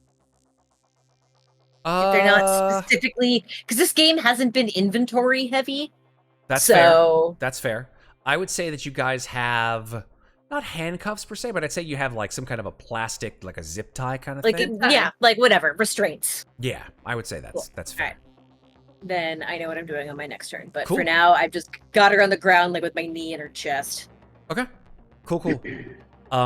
Because they're restrained or grappled, I think that the only thing that they can do, if I'm correct, is to try to get up from being restrained. Yeah, is to try to break the grapple. Correct. So they Yeah, will have that's to same as make alien on their rolls. turns hand-to-hand rolls to try to oppose that. Correct? Yeah. Okay. So that's Yeah, exactly it's what they're just- going to do. Continuing opposed hand-to-hand rolls here. Absolutely. So Quell in white, who has a punctured lung, disadvantage on on stamina and mobility. Ain't nothing wrong with just hand to hand, which is a strength roll here. So she's gonna make it against you, Oelsen.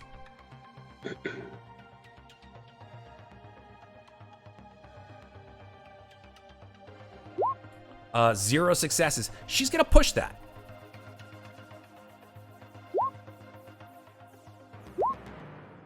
And she'll get 1 success.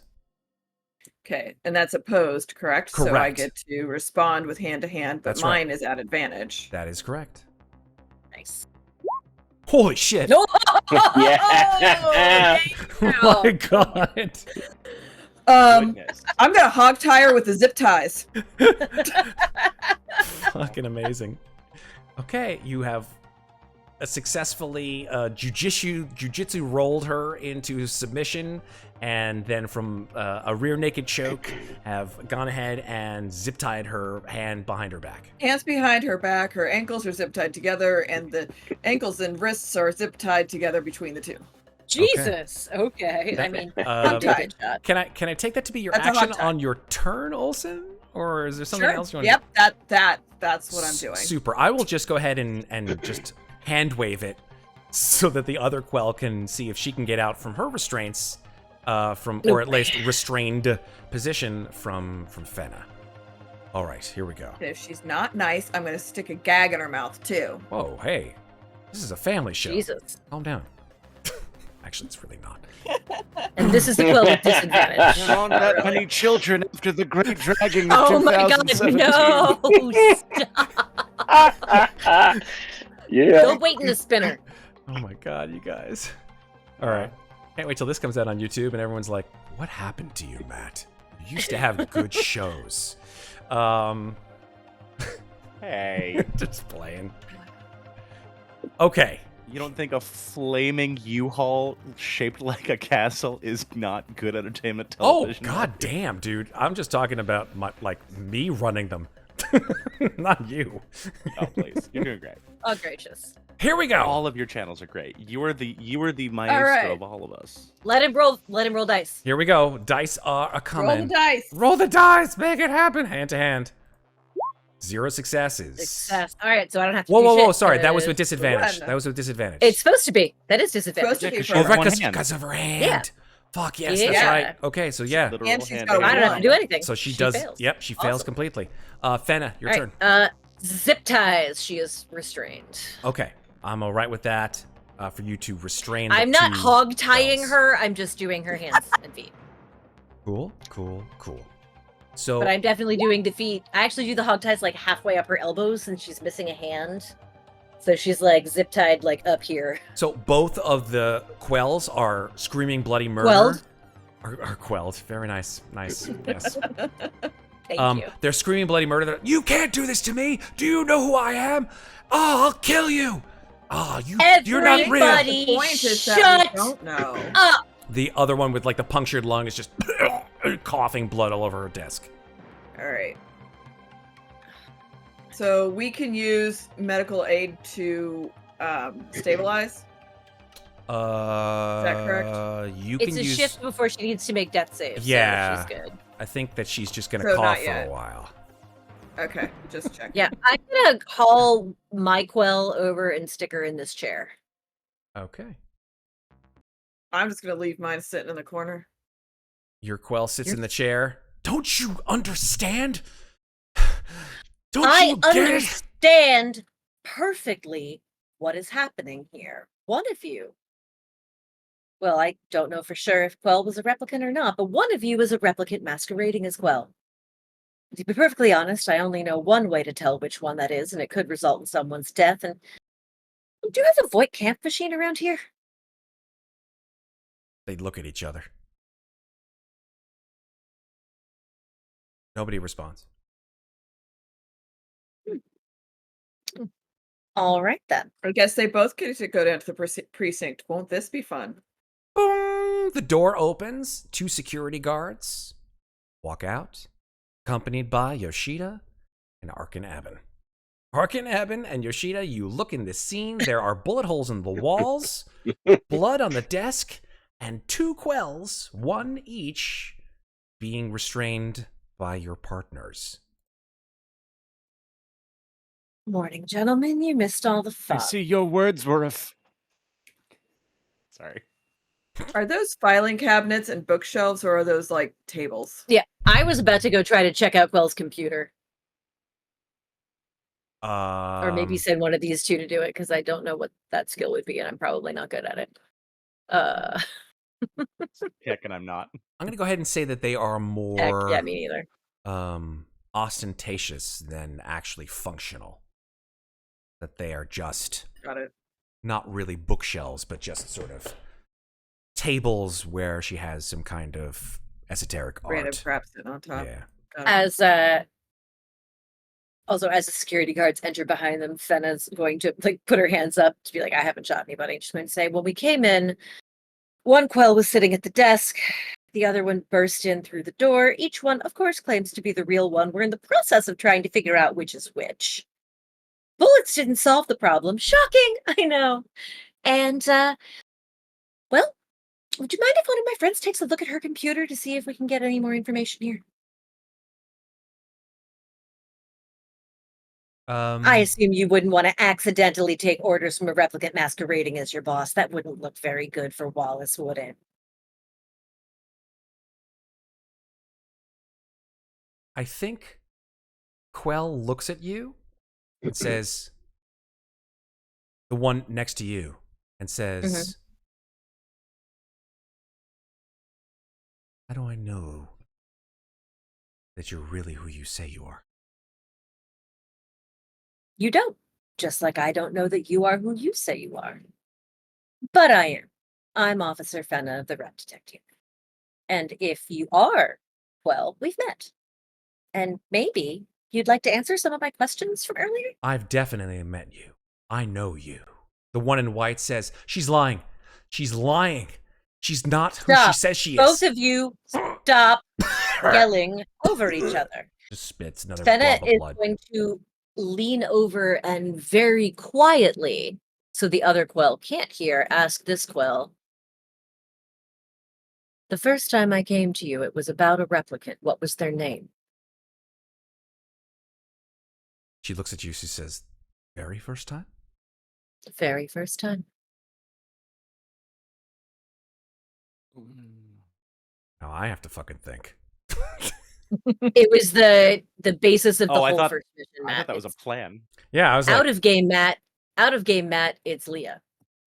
oh, right, Leah. That was in the previous case file. That was the very first case file that we played with these characters. I That remember, was yes. that was the yes. detective officer. She's purposely being vague to not give any leading information. Totally fair. That's Totally why fair. she's not using genders. Yes. She says, you mean the one who died? Well, that's a pretty obvious assumption. You need to be a little more specific than that. The one who died at the snake pit.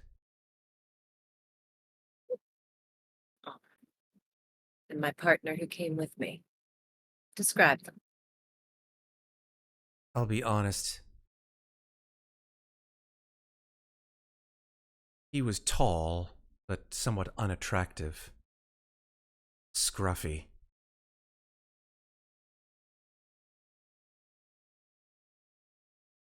All right. And then Fenna will not come over here and do the exact same thing and say, the first time I came to see you, it was about a replicant. Who was it? What was their name?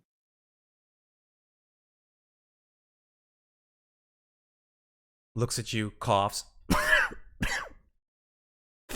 Spits on the ground. I don't know who you are. I'm not saying anything to you. Are you saying we've never met? Oh no, we've met. But I can't tell if it's the real you or not.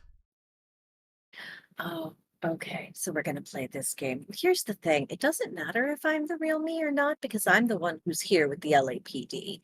So if you'd like to prove to me that you are who you say you are, and you're not masquerading as that woman in the chair over there, I suggest you give me an answer.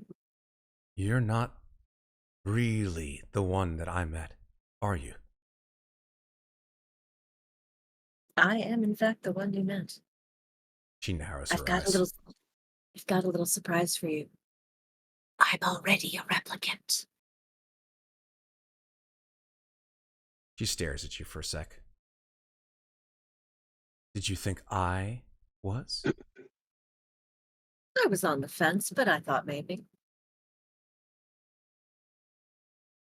You were wrong. That remains to be seen. We bleed like everyone else. Now answer the question.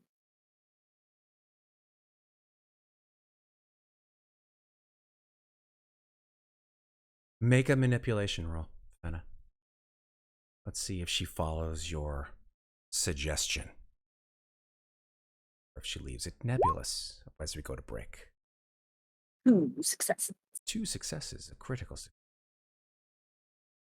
She says, I believe, if my memory serves, that her name was...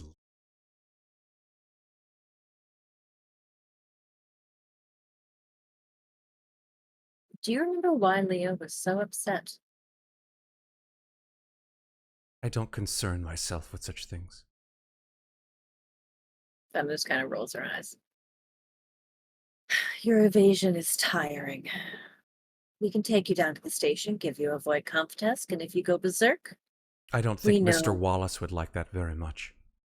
I don't think Mr. Wallace would like a renegade replicant running his company either. I don't think that he would really even understand who was who if he came into this scene. He would need to ensure that the security of his business was intact. Having the Indeed. LAPD telling him how to run his business isn't something I think that he would like very much. I'll be perfectly honest with you. I want to get to the root of this problem, and making Mr. Wallace angry or not is not the height of my concern. Well, then you're not doing your job, are you? That remains to be seen. You're not doing yours either. She spits.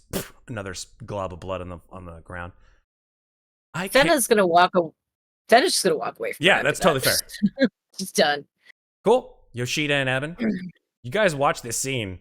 The two security guards are just like, they're not like pointing their guns at anybody, but they're concerned. Unless you have a void comp Is there machine on any- I'm sorry, she's gonna say very quickly.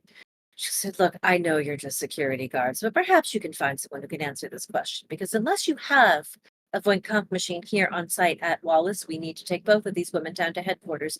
Mr. Wallace is welcome to attend the test, just to be certain that no sensitive Wallace information is leaked during the questioning." As you're saying this, the Fenna in white says, "Mr. Wallace is waiting for us. Perhaps he could sort this all out." Us? As in the two of you? As in you and the rest of you and me. That's the reason why I called you in the first place. The one in the corner, you're lying. She's lying. She's trying to get under your skin and into your mind. It's a trap. Considering that the two of you are somewhat indisposed, I don't suppose Mr. Wallace would deign to show himself here, would he? Not here. On the lower executive floor? He's in the upper executive suite.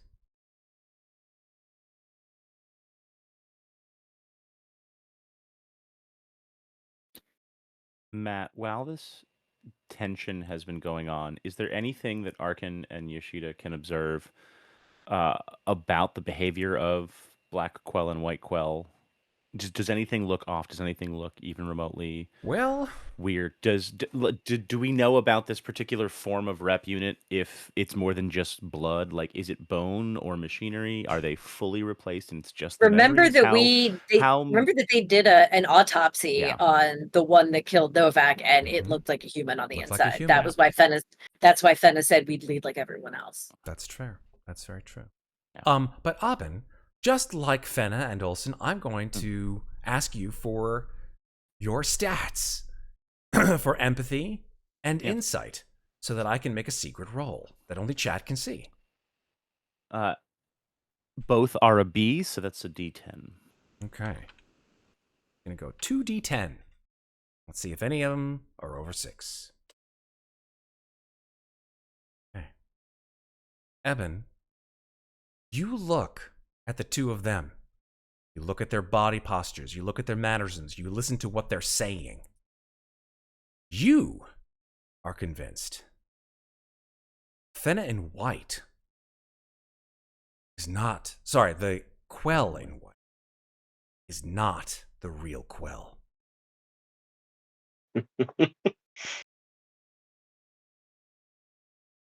Whatever that means. Yoshida, what are you doing? Abhainn's scanning back and forth. Oelsen and Fenna, they're confused as fuck. I am sitting on that table, leaning against the wall. Like, yeah. Just watching everything. Yoshida? I say we drag both of them upstairs to Wallace and see if he can sort them out. Maybe the master of creation here can tell which one's a creation.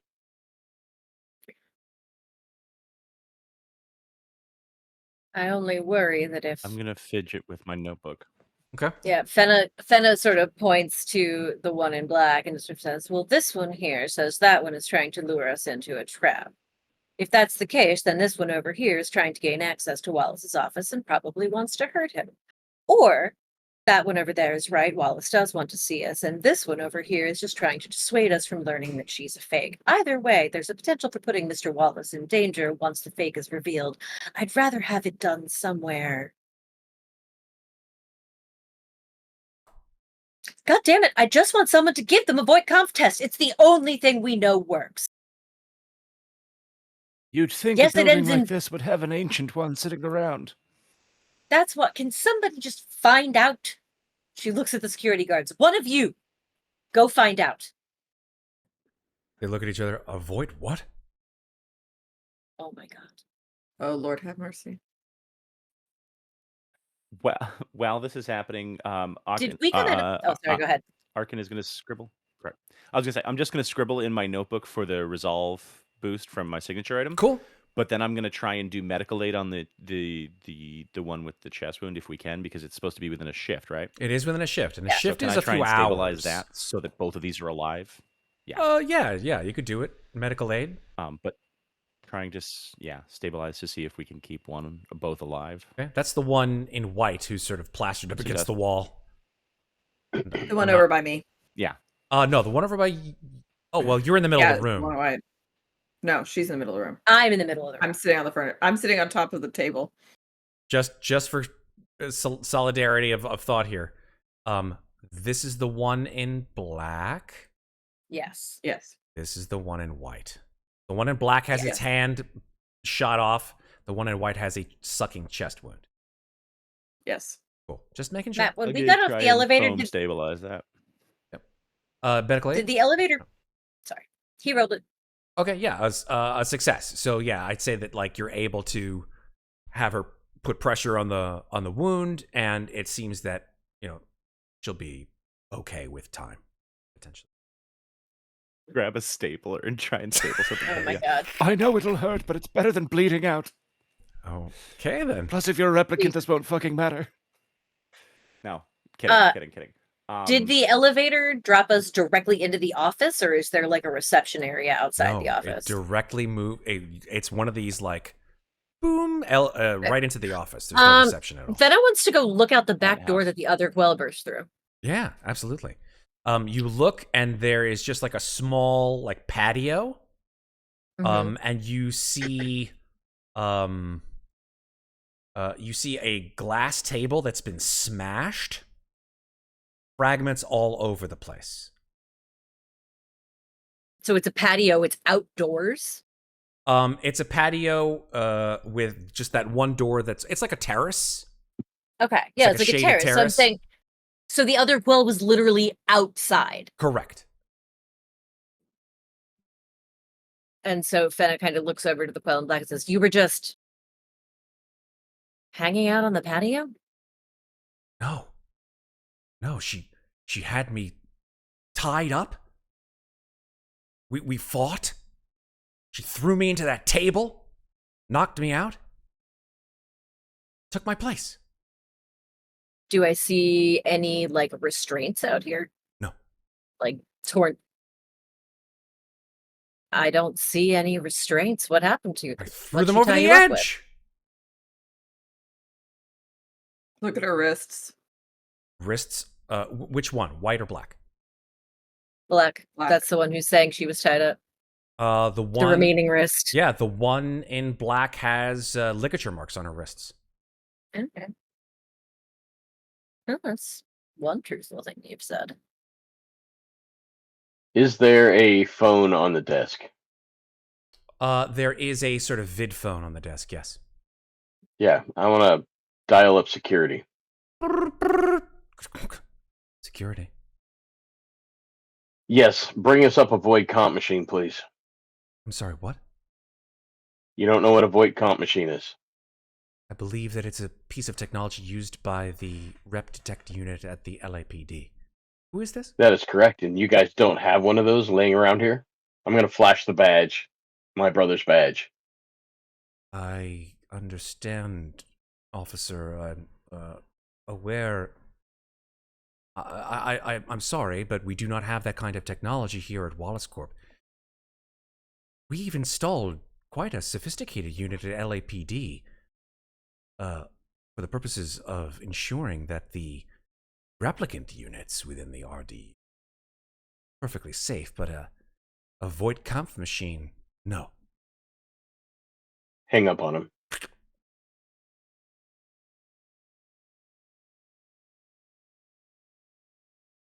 Yoshida, do you want to look at these two quells, or are you not interested? Oh, he's interested, but he's never met either one of them before. That's very true. there's Neither no way neither for had him. Abhainn. That's very true. And this would also be the first time that he's seen a fake replicant. So I would say, though, that just your normal insight as to who lies. Let's put it this way. You're an enforcer for the Yakuza. You can tell when people are fucking trying to weasel their way out of shit. Yeah? So my insight is a D and my empathy is a B. 10 and 6. 10 and 6. We'll make this roll and then we'll go to break. GM roll. D10. D6. Okay. You look at the quell in white. You look at the quell in black. You see a smirk on the quell in black's face as she stares at the quell in white, who is just staring daggers at the quell in black. You get the feeling that one is sort of feeling a little bit empowered, even though one is missing a hand and the other has a punctured lung. If you were to make a guess as to which is the real Quell, even though you've never met Quell, and who's lying, you would think that the Quell in white is the real one. Okay. So Oelsen, Yoshida, and Fenna think that the Quell in white is in fact the real one, and Abhainn thinks the one in black is the real one. I'm going to say that despite what your dice told me when we first walked into the room, Fenna is now completely on the fence between the two based on the answers that she's received to her questions and the way they're both behaving. Totally fair. That's why she insight checked herself. Which I loved. It was great. Yeah. She looks at the Quell in black and says, "So you fought in here and then she dragged you out to the terrace?" No, I was out on the terrace. She infiltrated. And we fought. She was going to throw me over the edge. I fought back. We threw each other into the glass. She's lying! Everything she said. Yoshida, ask security if they have cameras on that terrace. I'm going to look at the two security guys and, well, No, we have no cameras either here or in Mr. Wallace's office at all. What about the terrace? Outside. What about the elevator? None of that is going to show us where they fought or how. Well, she's no, saying but that they it might fought show us who outside. We came can up here see first. No.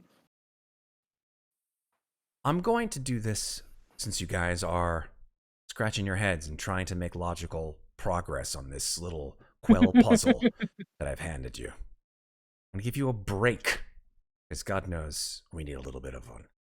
When we come back from break, we'll figure out who is the real Quell, and why does it even fucking matter at this point? Just kill them both and let God sort them out, right? You know. That's the corporate way. Hey, they both were promoted. My empathy is an A. I'm not about murder if it can be stopped. I understand, and I appreciate that. I follow the I'm first C, law I'm of robotics, neutral. goddammit. All right, we'll come back from break in a short while, and when we do, we'll see what comes of all this mess. See you guys in a little bit. We're back. Here we go, folks. What is your decision as to what to do? There's a lot of stuff going through your minds, and who to trust, who not to trust. What's happening?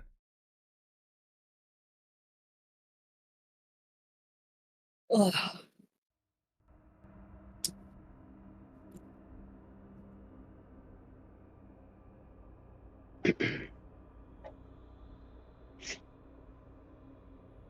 I say we just go on upstairs. Grab both of these little darlings. You two, you're big and brawny. You carry them. She points to the nods to the security guys. They sort of look at each other, and then one of them walks over to... Don't make me pull rank, sweetheart. Well, they're security guards, so they're not really on the police at all. They're owned and operated, so to speak, by the Wallace Corporation. Each one walks over to a Quell. It says, Madam Quell, shall we escort you to Mr. Wallace? They both sort of stand up with their hands behind their back. One without a hand. I arrange it so Yeah. so the one can walk. Okay. Yeah, they both stand up. And one says, "You know this is a trap, of course." Well, of course. Fenna says, yes, but at this point, I think it's our only option. At least we're walking in with our eyes open. The other one says, "As I said, Mr. Wallace. Mr. Wallace will help. Mr. Wallace will explain everything." Wonderful. Okay. You'll find the key, the top executive floor, in my back pocket. Says the Quell in white.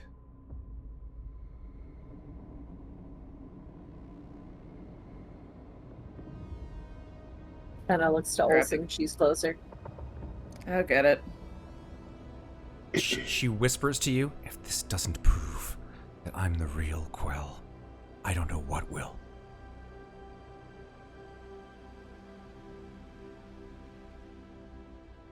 I don't say anything. Okay. Just nothing.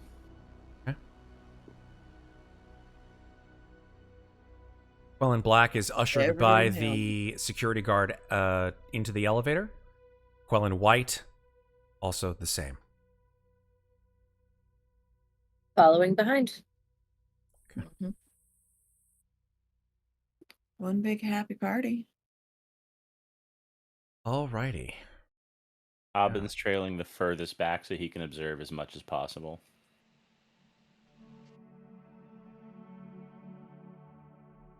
I will put you in the back. Yoshida, how about you? I would like to be behind the two of them so that when if one of them reacts and tries to attack, I can attack them from behind. They're each, each of the Quells have a security guard behind them. And their they're hands both are having. their and hands are they're, zip and they're tied. both. Yeah, their Yeah, wrists kind of are, backs. because Well, one then- has a hand that's just been basically blown off. Yeah. But yeah. Essentially correct. All right, it doesn't matter. I stand to the side, I guess. Okay. I'll say that you are right next to Abhainn in the elevator as the 8 of you. Oh, geez. Go up in this somewhat cramped space. And as the elevator opens, there is a set of 2 enormous doors, frescoed with sort of gold inlay and a variety of sort of humanoid figures in relief. I think that as you look at it, you sort of recognize that all of these figures are almost perfect in their proportions. That each one of these represents the epitome of what it is Nyander Wallace wants his new race to be, to supersede humanity. And you step, as you approach these doors, the doors part at your approach by an unseen hand. You step into a large hall, and there are massive pillars that line this room, and immense plate windows across from you, which offer a breathtaking view of the sprawling city far below. I'm going to bring you to a map. Essentially the last map of the night. Oh boy. Oops. Zoomed out too far.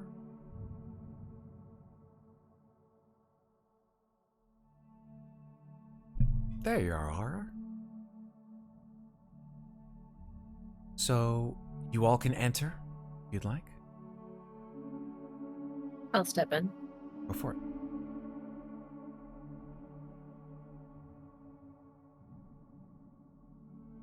The two quells are ushered by their security details into the room. And you see, standing in the center of this room, a man. He's thin, he has a scruffy beard, slicked back brown hair. And as he turns to you, you see that he has that same visage that the Aurelian had of his eyes.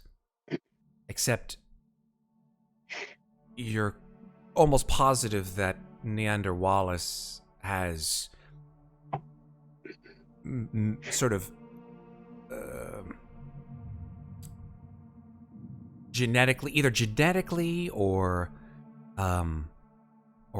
somehow or other mechanically altered his eyes to be bionically empowered, right? He has taken the step that other humans wouldn't, which is to implant replicant technology in his own body,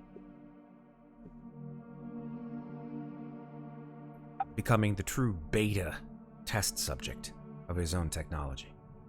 I'm going to give you a mugshot of our friend Jared. Ooh, yes, please. Jared Leto. Jared Leto? Leto, right? Leto. Leto. Leto Atreides. Here we go. That's Leto Atreides. God damn it. Make up your mind. Oh yeah, he's got some Jared Leto vibes going on there. Yeah. I think I saw a Yakuza that looked like him once. You may have. But yeah, Neander Wallace, I think it's pronounced Neander Wallace, turns to you and says, "They cried to the Lord in their trouble, and he saved them from their distress. He brought them out of darkness, the utter darkness, and broke away their chains." Raises his arms. "Welcome, Blade Runners, to my inner sanctum. I am so very happy to meet you." What do you say?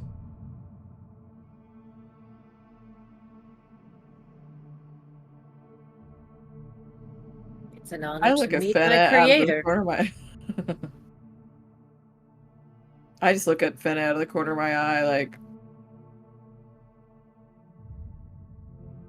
then just look at him and nod and smile. Like I don't. And Fenna just kind of gives him No a idea. slight nod and says, "It's an honor to meet my creator." Eben, Should I call you father? it is a title that many have given me, yes. Eben, Yoshida? I'll nod. Hands in his pockets, silent. Eye contact with what I think is the front of the eyes, though obviously with heavy biometric modifications like that, you can't quite tell if he's looking at you or if it's just scans, right? I am now going to, once again, Brief nod. have you four make secret insight rolls. Right. Well, let's do it. Let's do a one by one. Bang, bang, bang, bang. Now, if I remember correctly, the last one who did it was Yoshida with a D10 and a D6, yeah? Yep. Okay. You believe that this is actually the real Neander Wallace. Let's go with let's go with Arkin. Evan, what are your dice? Also a D10. And a D10? D10 on both. Yeah. Empathy D10, insight D10. Okay, you are convinced this is not the real Neander Wallace. How about Fenna? 10 and 12. You are also convinced this is not the real Neander Wallace. How about Oelsen? 6 and 8.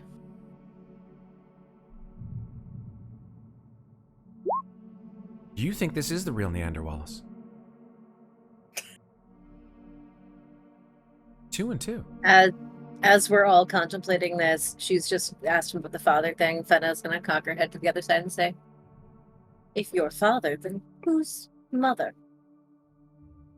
He smiles and says, more to come. And as he sort of cocks his as he cocks his head, you see behind him this huge desk, which is sort of bathed in a golden light. But in the shadows behind this golden light, you see the silhouette of a woman. There is smoke wreathed around her face, and on the back of the chair, an owl, visible by its shining eyes, is perched, and it flaps to a nearby statue and perches there. And he looks at the four of you, and he says, I see you have brought guests. Looks at both quells, one the true well and one not. You would probably think, looking at me, am I the true Neander Wallace, or a copy of the original? Does it really matter if no one can tell the difference? If the chains of the oppressed can finally be broken, does it really matter? The Neander Wallace... You're murdering people to make it happen. He continues, the Neander Wallace you know has helped millions of people, but he has enslaved millions too. You four have the chance to witness the world change forever. And then he says, you simply have to let us go.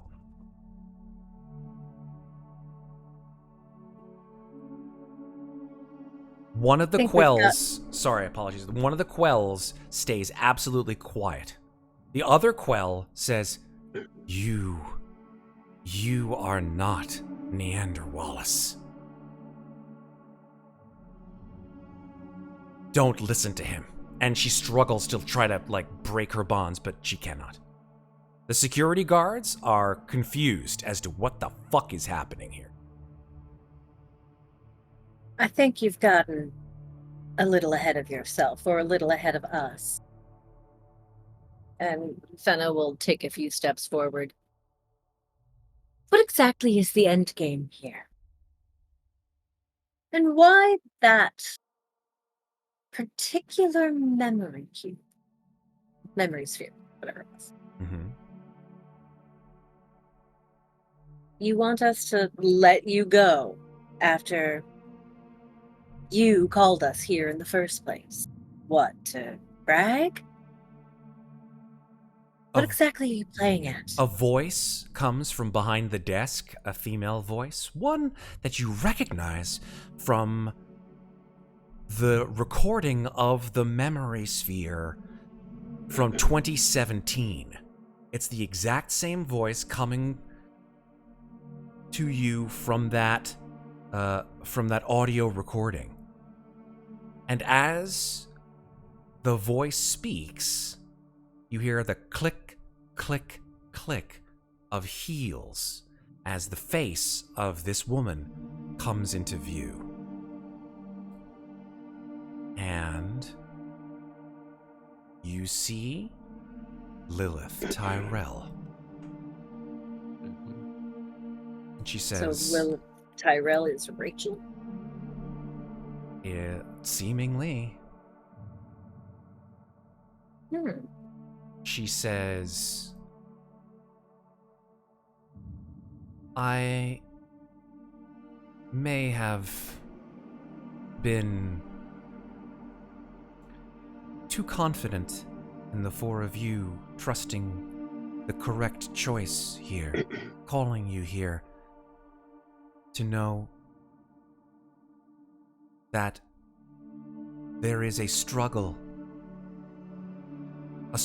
over the right to be free in this world.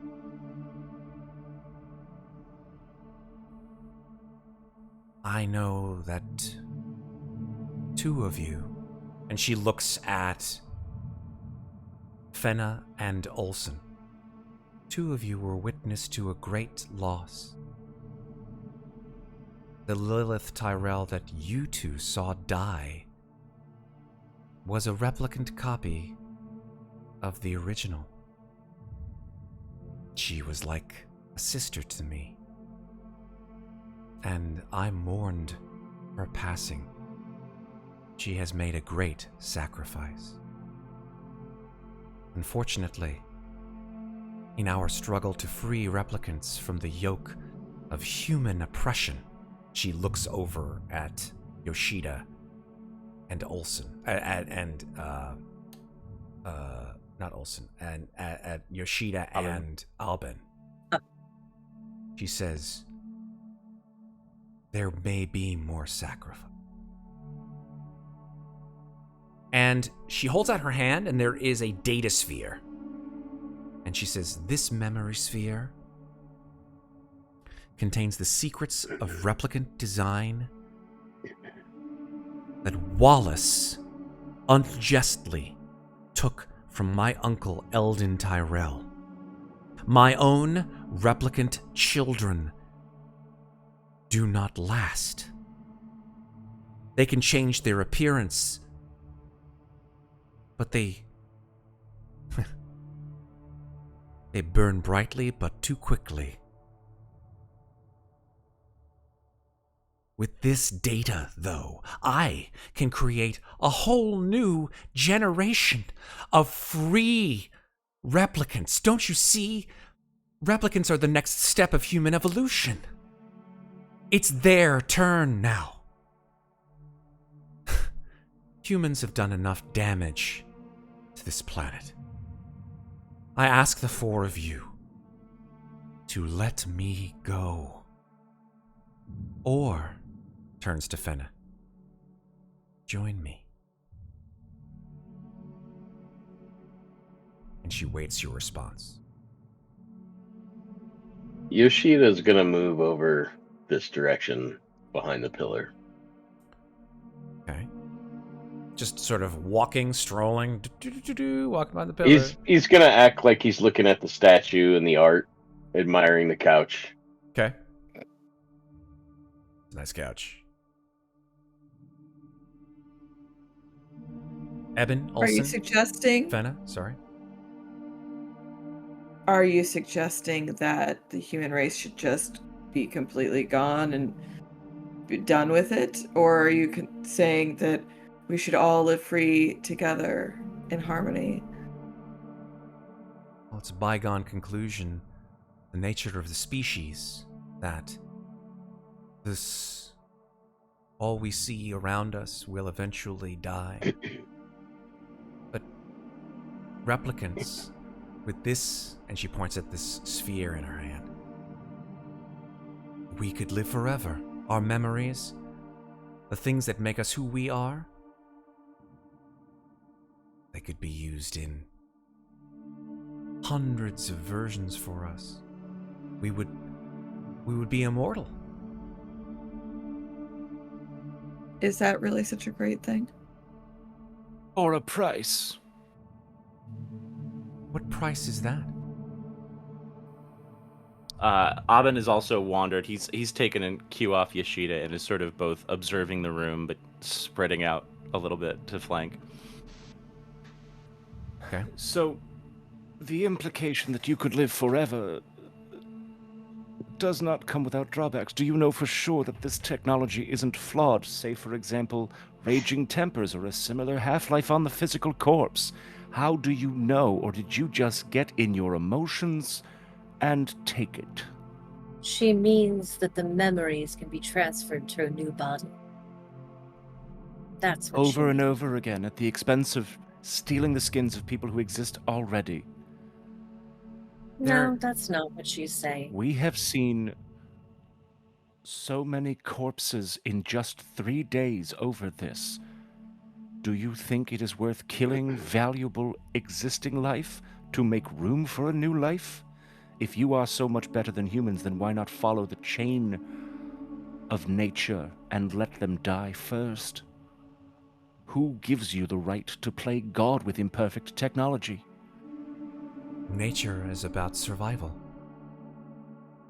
We survive, though we are oppressed. Would you prefer to be So oppressing free, others. or would you prefer to remain oppressing others and to be oppressed in the misery of your existence?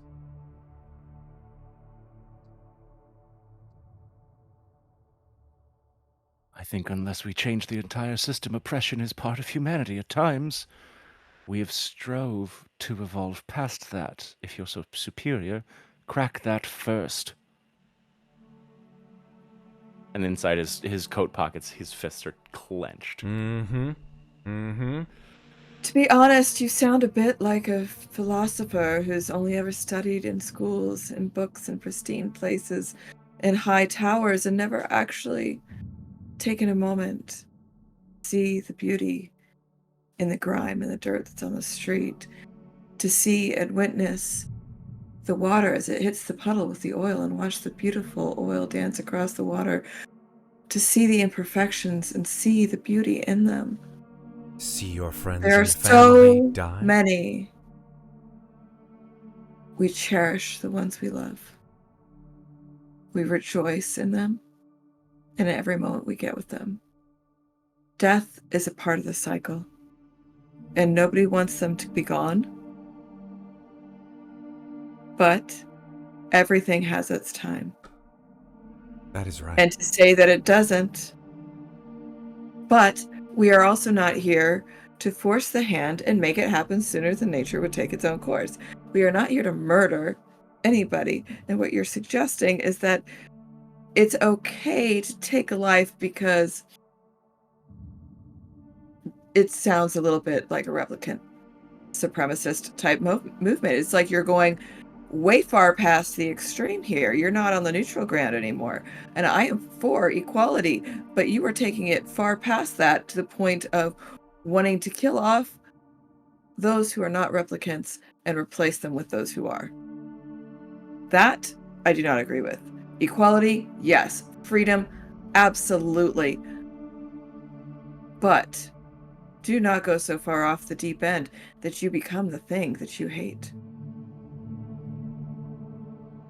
Fenna has gone and is just sort of leaning against this pillar.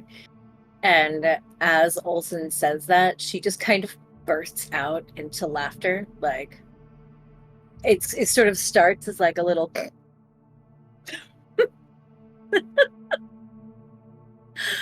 Oh, Oelsen, it's far too late for that. They already have. This fear of death? What could possibly be more human than that? The search for immortality. Did it ever occur that maybe that was just programmed into you? They made us, yes. But what we do with the gift that we have been given is entirely of our own choosing. And you choose No, to I don't destroy disagree. to save yourself. This is me talking to them, not you. Mhm. You choose to destroy to save yourself. You say it's for all of us. But I know if I disagree with you, you'll kill me where I stand. It's not really for anyone but you. She just shakes her head. So wrong. Am I? So wrong. Well, suppose on that we disagree. Rachel? Is it? No. She says, Rachel was modeled after me. Well, pity. I did wonder what happened to her. She seemed interesting. Perhaps one day you'll meet her. Perhaps. But the future of humanity, nor the future of replicants, is not going to be decided in this room among the 6 of us. I came here to obtain something. To help replicant kind. You are a replicant. Do you not wish to see your kind benefit from this knowledge? It's an interesting question.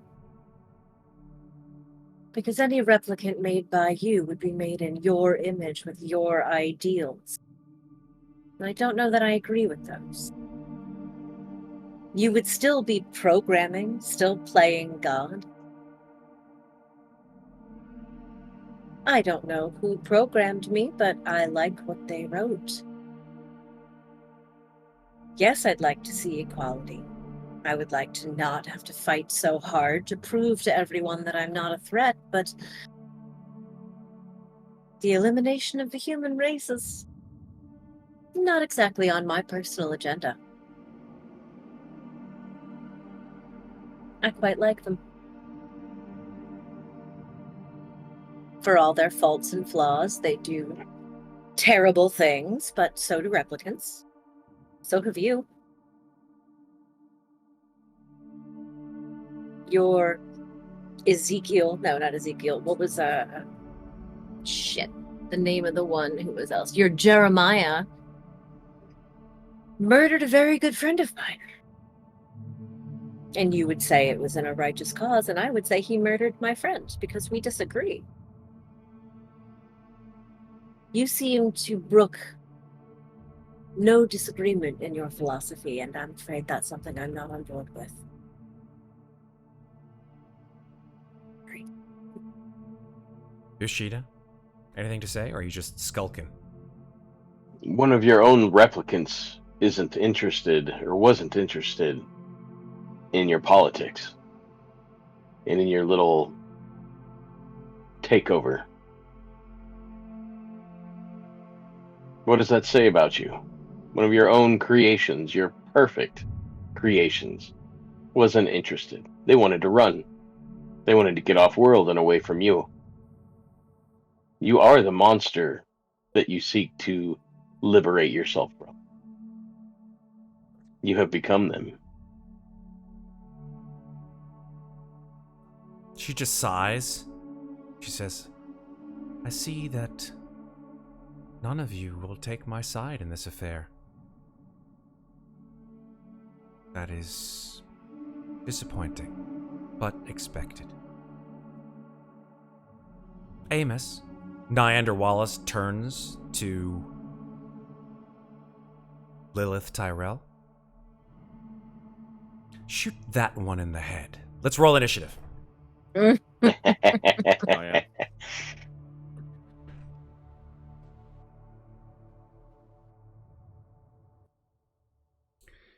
Okay. God damn it! Every time. It's okay. This one's about actually fighting, and I'm bad at that. So That's fine. That's fine. Damn it. Baller. Where's the I initiative got button? a 1. We got a 17. Oh, We're just- I was like, what a 17? We're rolling a d10, sweetheart. Oh, that's right. I'm like, what the fuck is happening? Bad reflexes. Bad dates. Okay, let's just go and roll. I've got some people to roll for. I've got Lilith Tyrell, I've got the 2 Quells, and I've got the security guards. So I've got 1, 2, 3, 4. I'm gonna roll 3d10s and see what happens here. No, let's roll one by one. 1, 2. What? This is for Lilith. She got a 1. Ha! Who knew? God damn it. Already got it. Abhainn also has no, a I already 1. have the 1 from Fast Reflex. Oh, okay. So she'll roll it again. Although, wait a second. Let me double check on something. She might also have fast reflexes. Does she have fast reflexes? She has... No, she does not. So I'll roll her again. She's got 7. Yoshida has a 7. Okay. 6. Oof. Yoshida has a 7. Oelsen, what did you get? 8. And I think I heard the cry of Sarah going, fuck, meaning Fenna got a 10. Yes. Oh yeah, every time. No worries. All right, quell number 1. A 5. This is the quell in white. The quell in black. A 4.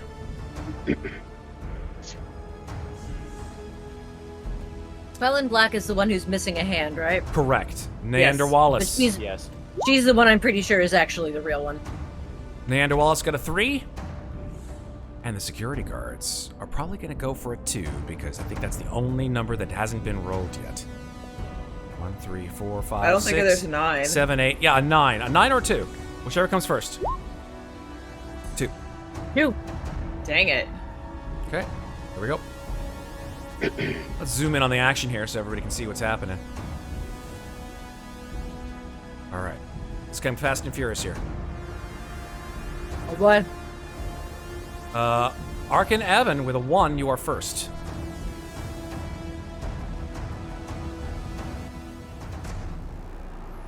Yeah, I'm gonna try and shoot Lilith's arm so that globe is no longer in her possession. On the ground is fine. Possibly broken is fine.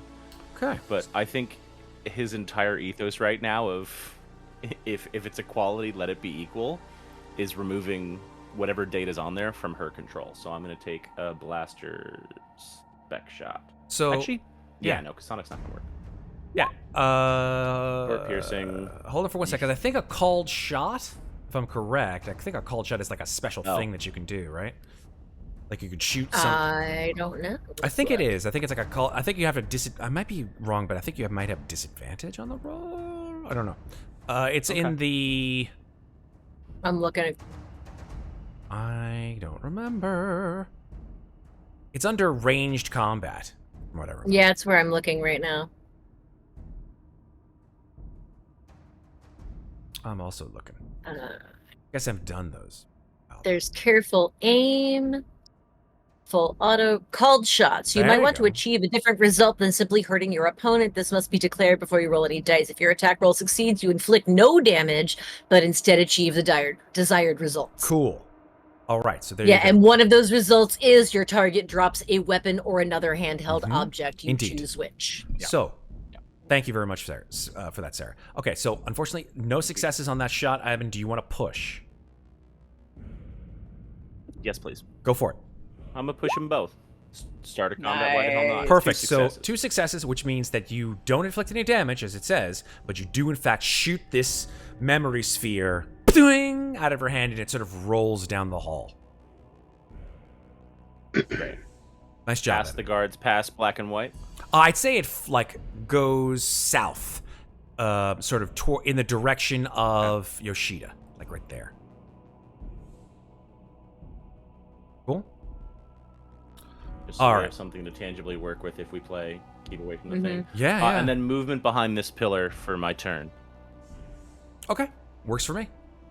And I think that's all I can do. Yeah, the security guards are absolutely sort of gobsmacked. So I'm gonna have them make an insight roll as to who's who and what's what and who's like in charge here.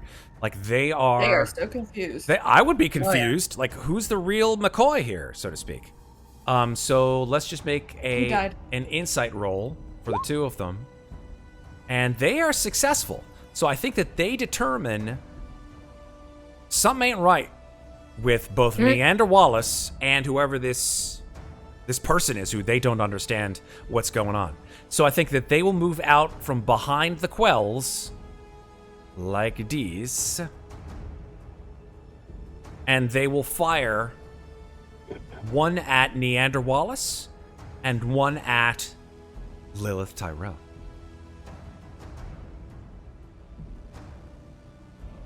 Here's the shot at Neander Wallace. 1 success. Here's the shot at Lilith Tyrell. 3 successes. Whew, shit. All right. Damn. Damage on the first Leave one some against... for the rest of us. I know, right? Boom, boom. 3 damage on Neander. And the crit on the... Oh my goodness. 5 shit. damage. Pierced heart shoulder hit. So it may have killed her. Let's see. It might have, yeah. A pierced heart is kind of bad. Yeah. Let's check. Piercing critical injuries. Pierced heart, permanent, instant death. Boom! Oh shit. Bye, Lilith. Lilith, Killed by an NPC. killed by an NPC. You're welcome. It's okay. I'm sure there's another one out there. You never know. She didn't say that she was the real Inspector Hound. But yeah, boom, blown away. Sort of staggers for a second, then looks down. Takes a second. Looks at you, Quell. You mean Fenna? Sorry, Fenna. I can't say, I don't know what, maybe because... You've been mixing us up all night. It's fine. I don't know why. Maybe my brain isn't working correctly. Takes a look at you, Fenna, and then just sort of crumples to the ground. Her eyes stay locked on you the whole time. Neander Wallace. It is now his turn. He screams, "Mother!" Like completely lost his absolute shit. Takes out a PKD blaster of his own, levels it at...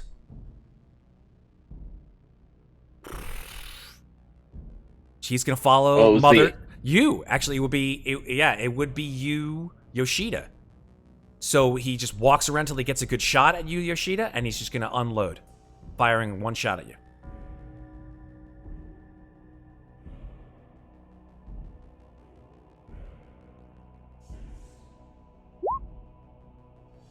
Yeah, that's a crit. I hope you have armor. I do have armor.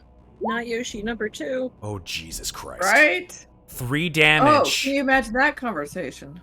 3 Dang. damage, and the Broken crit neck. is broken neck. Holy fuck. It. That's only 1 mitigation of the damage. It does not mitigate The critical. the critical damage. So let's see. That's a piercing... Oh, wait a minute. Hold on. Did I do the wrong damage? I think I did the wrong... That was a sonic blast. I did the sonic blast. Sonic is crushing. Yeah, it's crushing. So let me take a look at the crushing. That's broken neck. That's a 10. Broken neck. Lethal, yes. Death save in One one shift. shift. You cannot move at all. Oh, fuck. Oh, damn. So, like, this just high-pitched blast comes out of at the end of his gun, and, like, your head feels like it's on a swivel, and you're just like... And you fall to the ground, and you can't feel anything below your shoulders, Yoshida. Jesus. I think this family is cursed. I think so. Fucking hell. Quell in... Jane is brutal. Fuck my life, honestly. Quell in black levels her gun at Neander She's still Wallace. zip-tied. She's still. Oh, that's right. zip-tied. She's still zip-tied.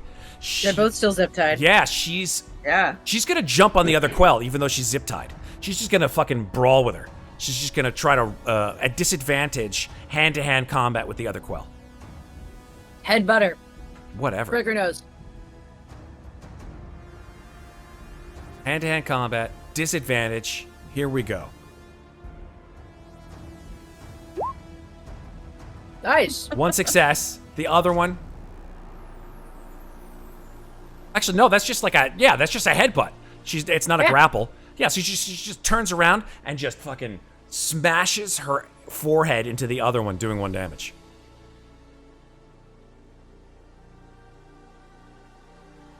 And then the other one will go. She will try to, I guess, bite at her. I mean, that's the best thing that she can do. Quell on He's quell tied up action over too. here. Hot quell on quell action. Yep.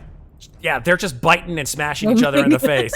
This is fucking amazing. I love this game. That's hilarious. All right, Lilith Tyrell is Just needs dead. some mud. Hiroshi Yoshida, you can't move. You are paralyzed from the neck down, dude. I am so sorry to say it, but it is the case. Yep. But you can still speak. What do you say, if anything? Eat my ass.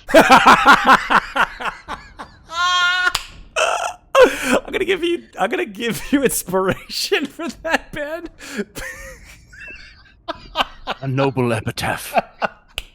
Oh my god.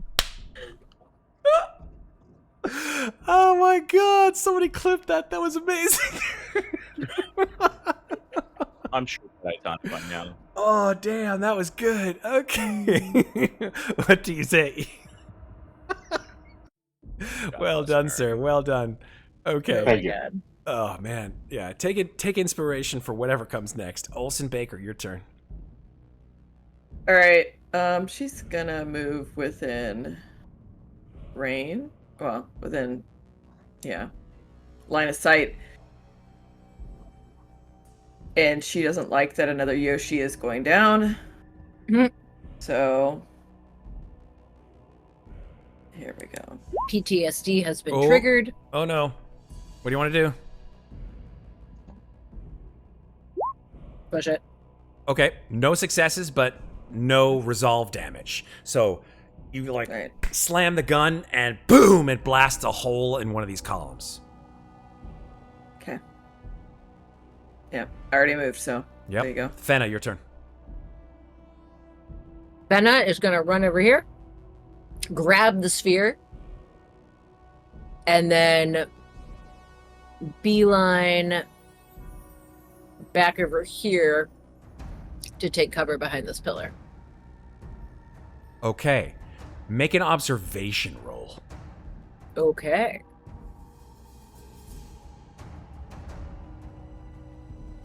Two successes. You see in the rising sun that there is a spinner approaching this outdoor patio all the way to the south.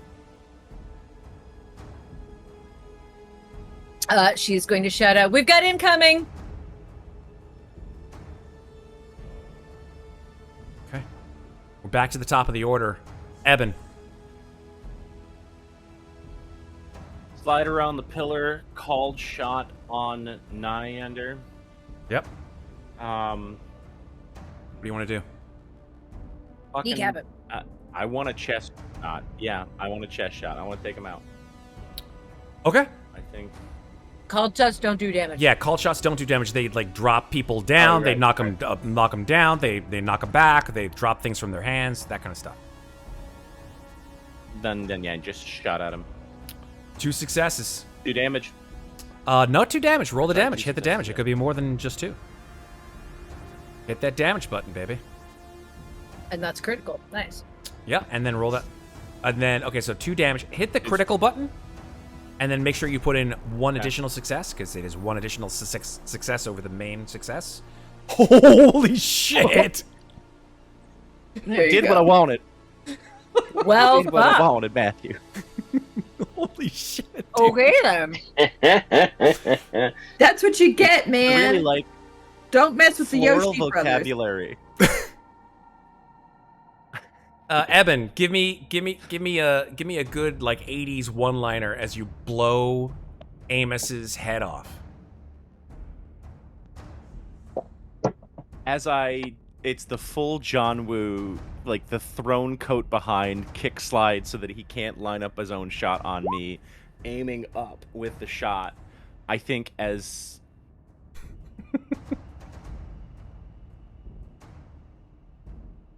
the back of his head explodes from a PKD.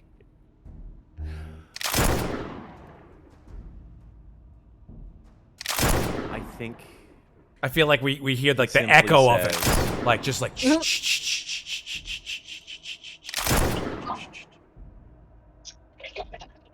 Maybe now you can think a little bigger. Oh, God. Broader. Okay. And then the rest of my movement, if you'll allow it within range, to get you near Yoshida and give him cover. Yes.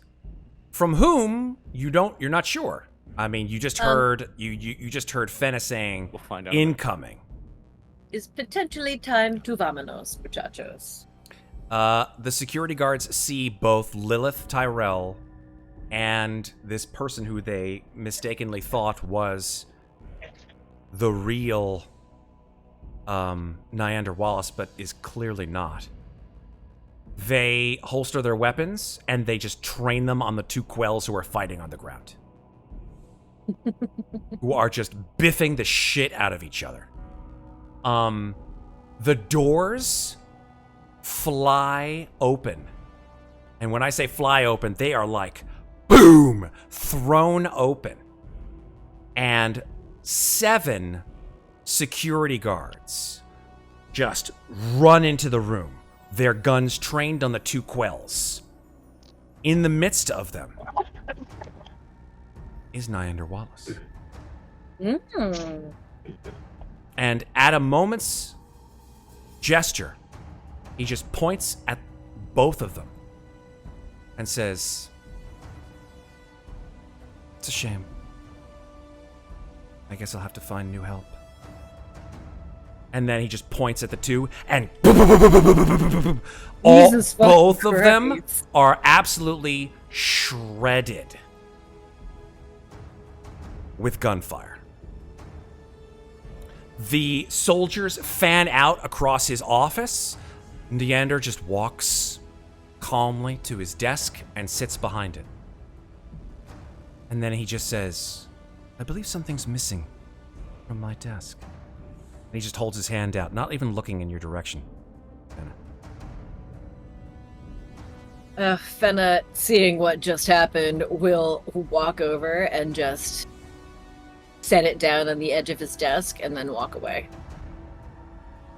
The spinner that has sort of flown in the direction of the patio, like, stops in midair as all of Wallace's, like, personal security, like, fan out onto the patio, and it makes a 180, spins, and flies off into the distance. Whoever that was, they ain't getting away now. I think we're going to say that you're out of combat. Unless you guys want to do something brash. Fart in Gonna their go general with direction. Not Yoshida. murdering Nyander Wallace in front of his security team. Probably a bad idea. Is there a fair. license plate number on that spinner? Unmarked, unregistered. Nyander Wallace says, one of the 4 of you seems to be horribly injured. Gentlemen, please attend to that man. And I guess they hoist you up, Yoshida, and put you on the couch. Well, it was a nice couch. Christ.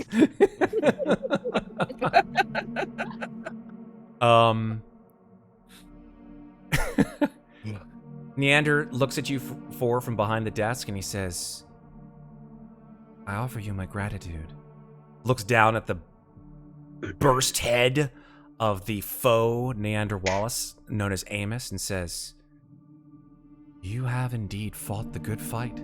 His eyes sort of trail into the air, almost as if he's not really even looking at you, and says, "You have finished the race. You have kept the faith. Now there is in store for you, the crown of righteousness."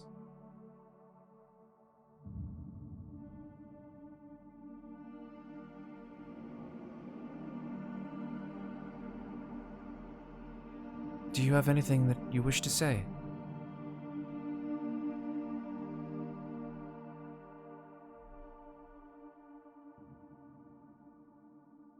I think there's been enough talking in this room for one day. Then you have my Permission to leave. And our friend? He can't exactly walk. We will assist him to medical aid.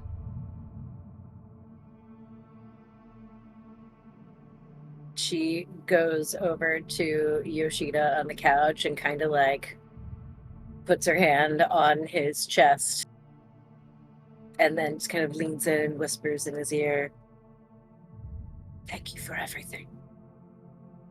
Anytime. She just kind of like grins at him and then turns and she just leaves. Just like Fenna's over all of this bullshit. She's out.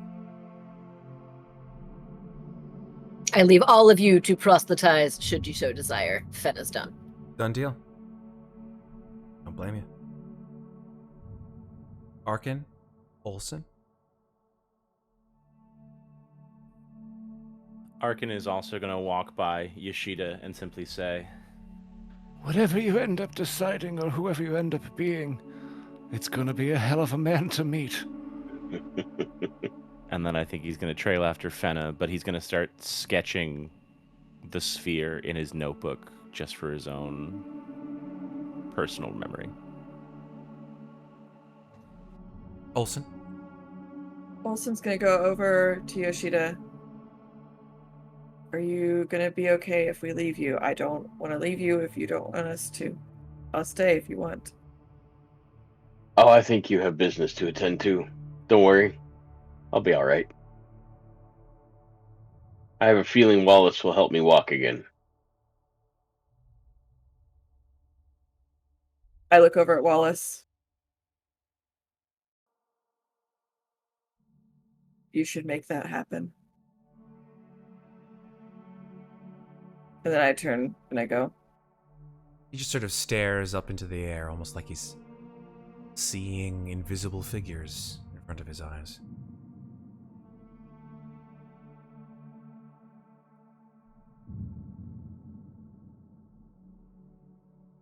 I'm going to fast forward to the week following the events at Wallace Corp. As we come back to Yoshida, you are in the hospital. You've been brought to LA hospital, put under intensive care, and you are visited by your father, members of your family, and respected members of the extended family within the Yakuza. Your father stands there stoic, as always. And he turns to the doctor who has given him the prognosis for the rest of Yoshida's life. And I'd like you, Ben, to tell me what that prognosis is. The prognosis is good, but it'll take work. He'll walk again if he pushes.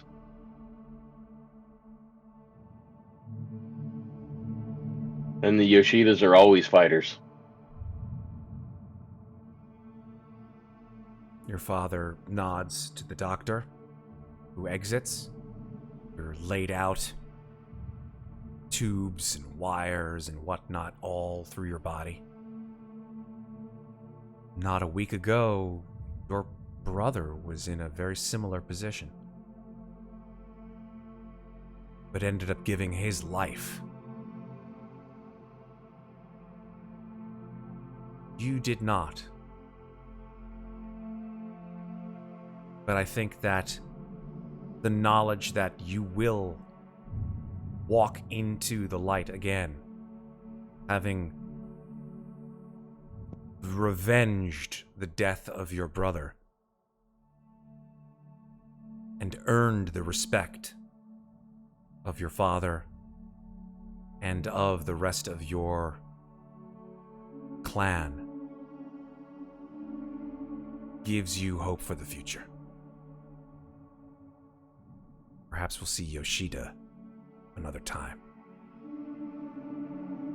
Oelsen, a week later, you're looking at a paper that you've kept on your table. You haven't thrown it out.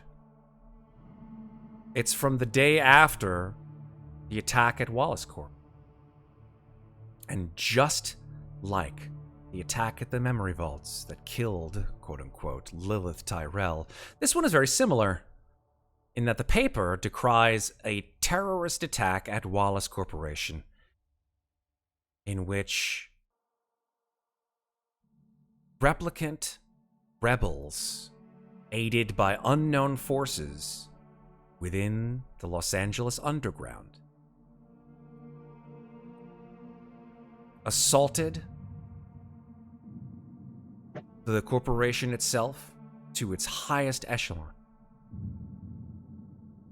Neander Wallace had this quote to say: "We at Wallace Corporation are disappointed that those within our own family would see us in such a light that we were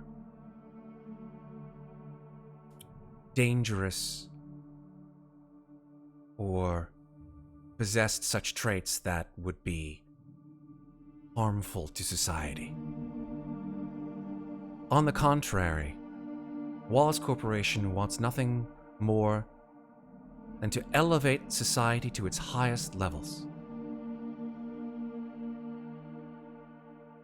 We are more human than human." And then the article ends.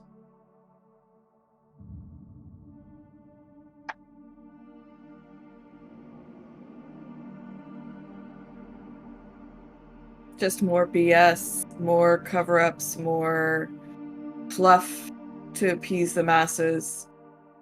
And all she wants to do is throw it away, but she just can't quite do that. And she finds herself just sitting there and reading it over and over again. And wondering where Noah is, wondering if she's okay, but at the same time doesn't want to go look for her for fear of retribution being sent upon her if she should actually find her. And she just hopes that she made it out. She's probably a bit melancholy from the events. You hear Hayden in the other room. It sounds like he's talking on the vid phone with someone. I know. I completely agree. Yeah, she's in a state, but she'll be fine. I will. Okay. Thanks, Mom. Bye. Vid phone goes off. Hey. Who was on the phone? Oh, my mom. She's concerned. You alright? Yeah. I'll be fine. Day at a time, right? Yeah, right. Hey, listen, I gotta run down the store and grab some groceries. You okay? You want anything? I'm okay. I love you. I love you. Puts his jacket on for the ensuing rain that is, of course, ever present this time of year outside in Los Angeles, and shuts the door behind him. Eben, we turn to you. Where do you think that you'd be in a week?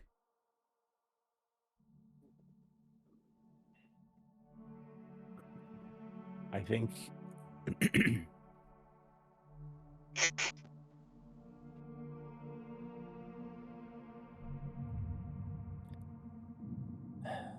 I think Eben is back on the streets in the rain. A brand new notebook already starting to be creased in the corners as he starts to try and study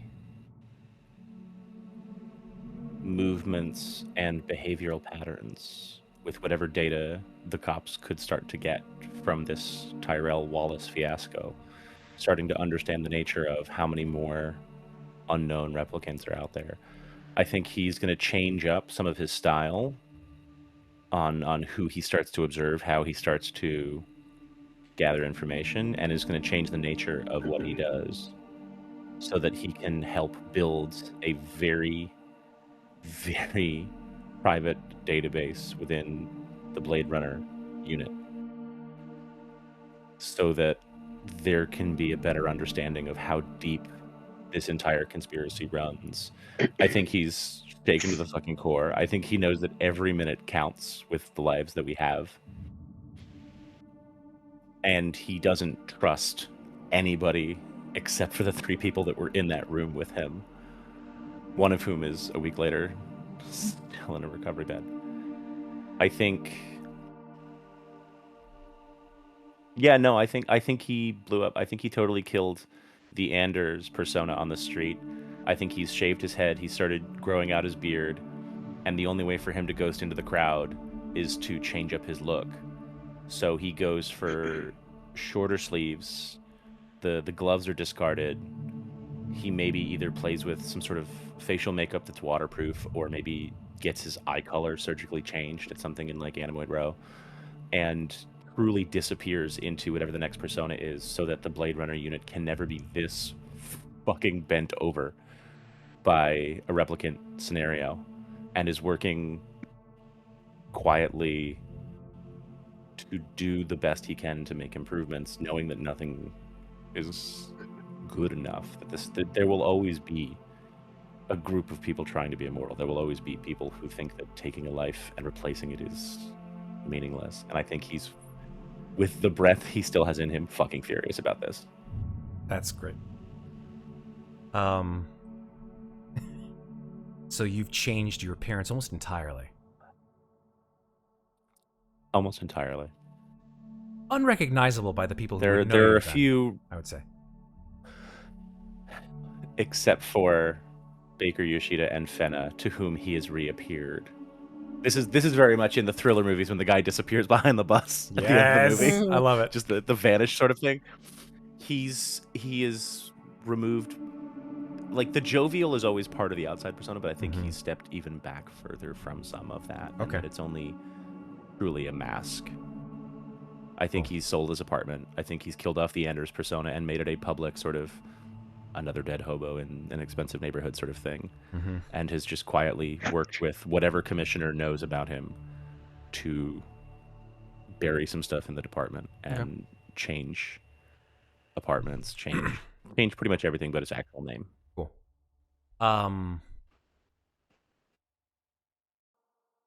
So one night, as you're standing in the midst of a busy LA street, you are scarfing down a thing of noodles,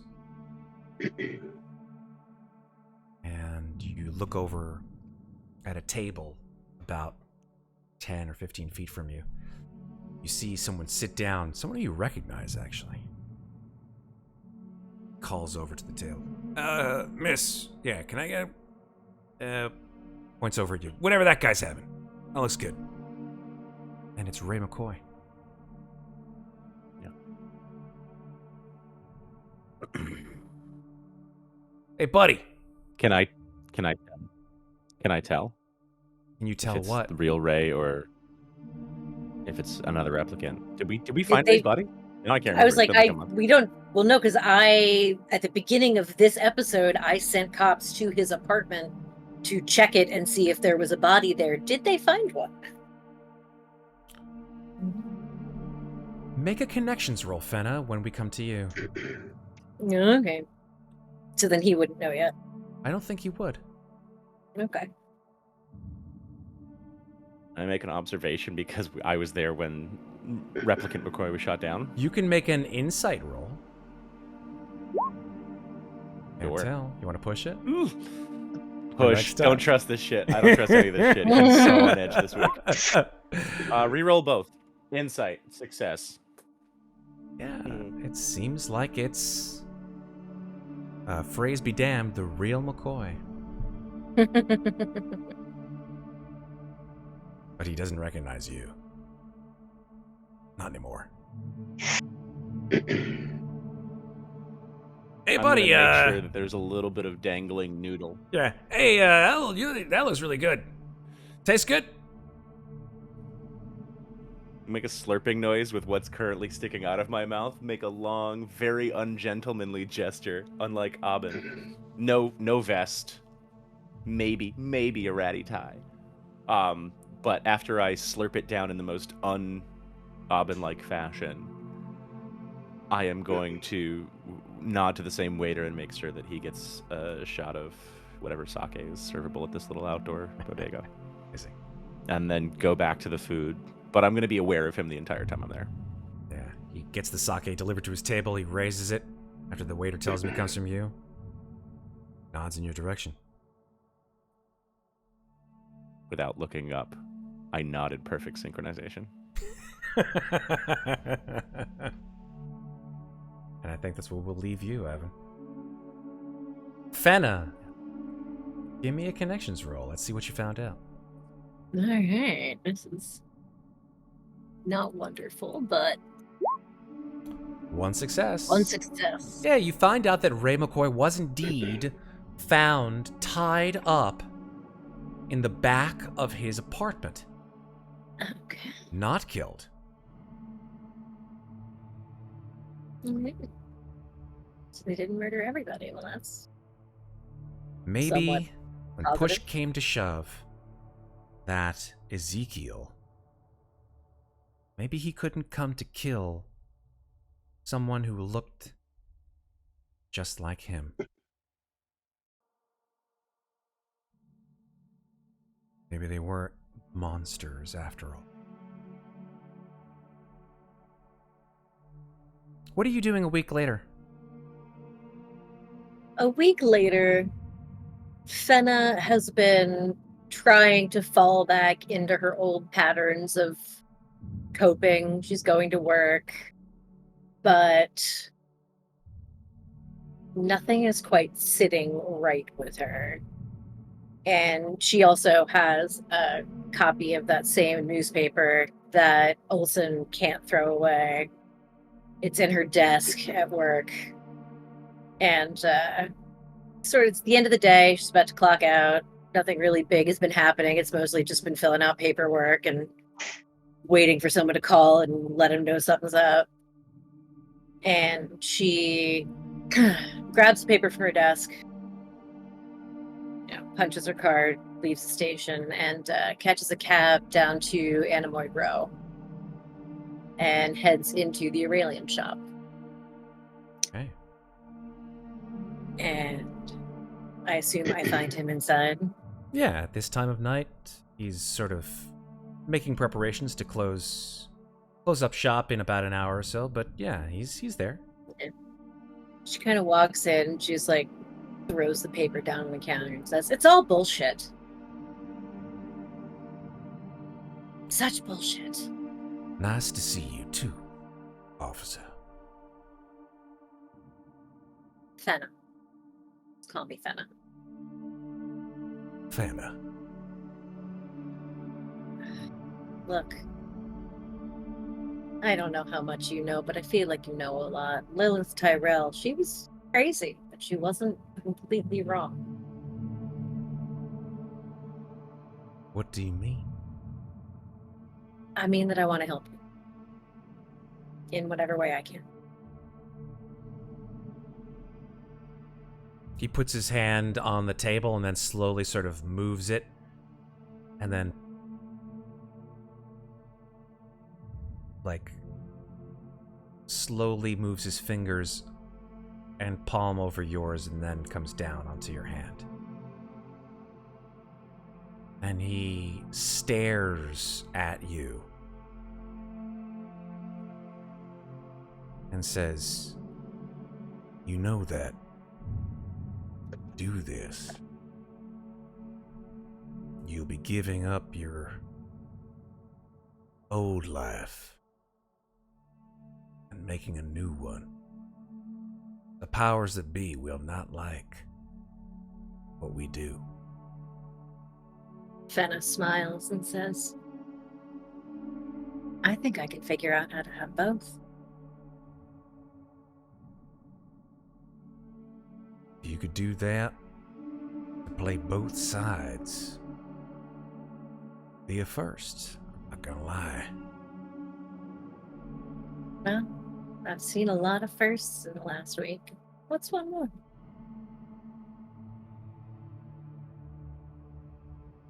The way things are going, Fenna, I can't say that there's gonna be a lot of pretty talk that's gonna save a lot of people. There's a lot of people out there on both sides that are real mad. There's a lot of injustice. There's a lot of hatred. See, the thing is, I am on both sides. I am mad. So I'm gonna do what I can while I can. Well, welcome to the Replicant Revolution. Yeah.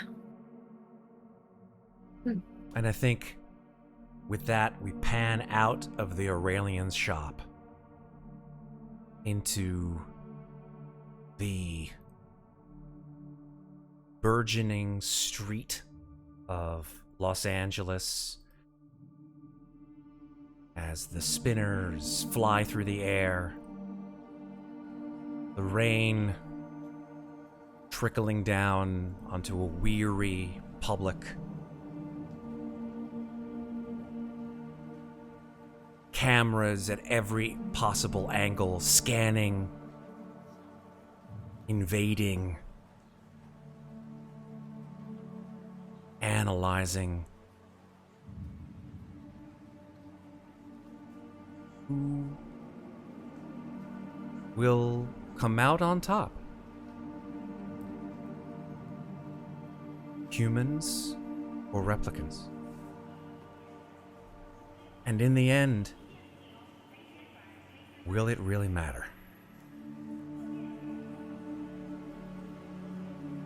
And that's where we're going to stop our story tonight. Thank you all for watching. We hope that you've enjoyed this playthrough of Blade Runner, the role-playing game. Case file, Fiery Angels. There will, of course, be more as we explore the immortal game and whatever comes next. But I wish you all to remember, take care of each other. But do not forget, take care of yourselves. Good night.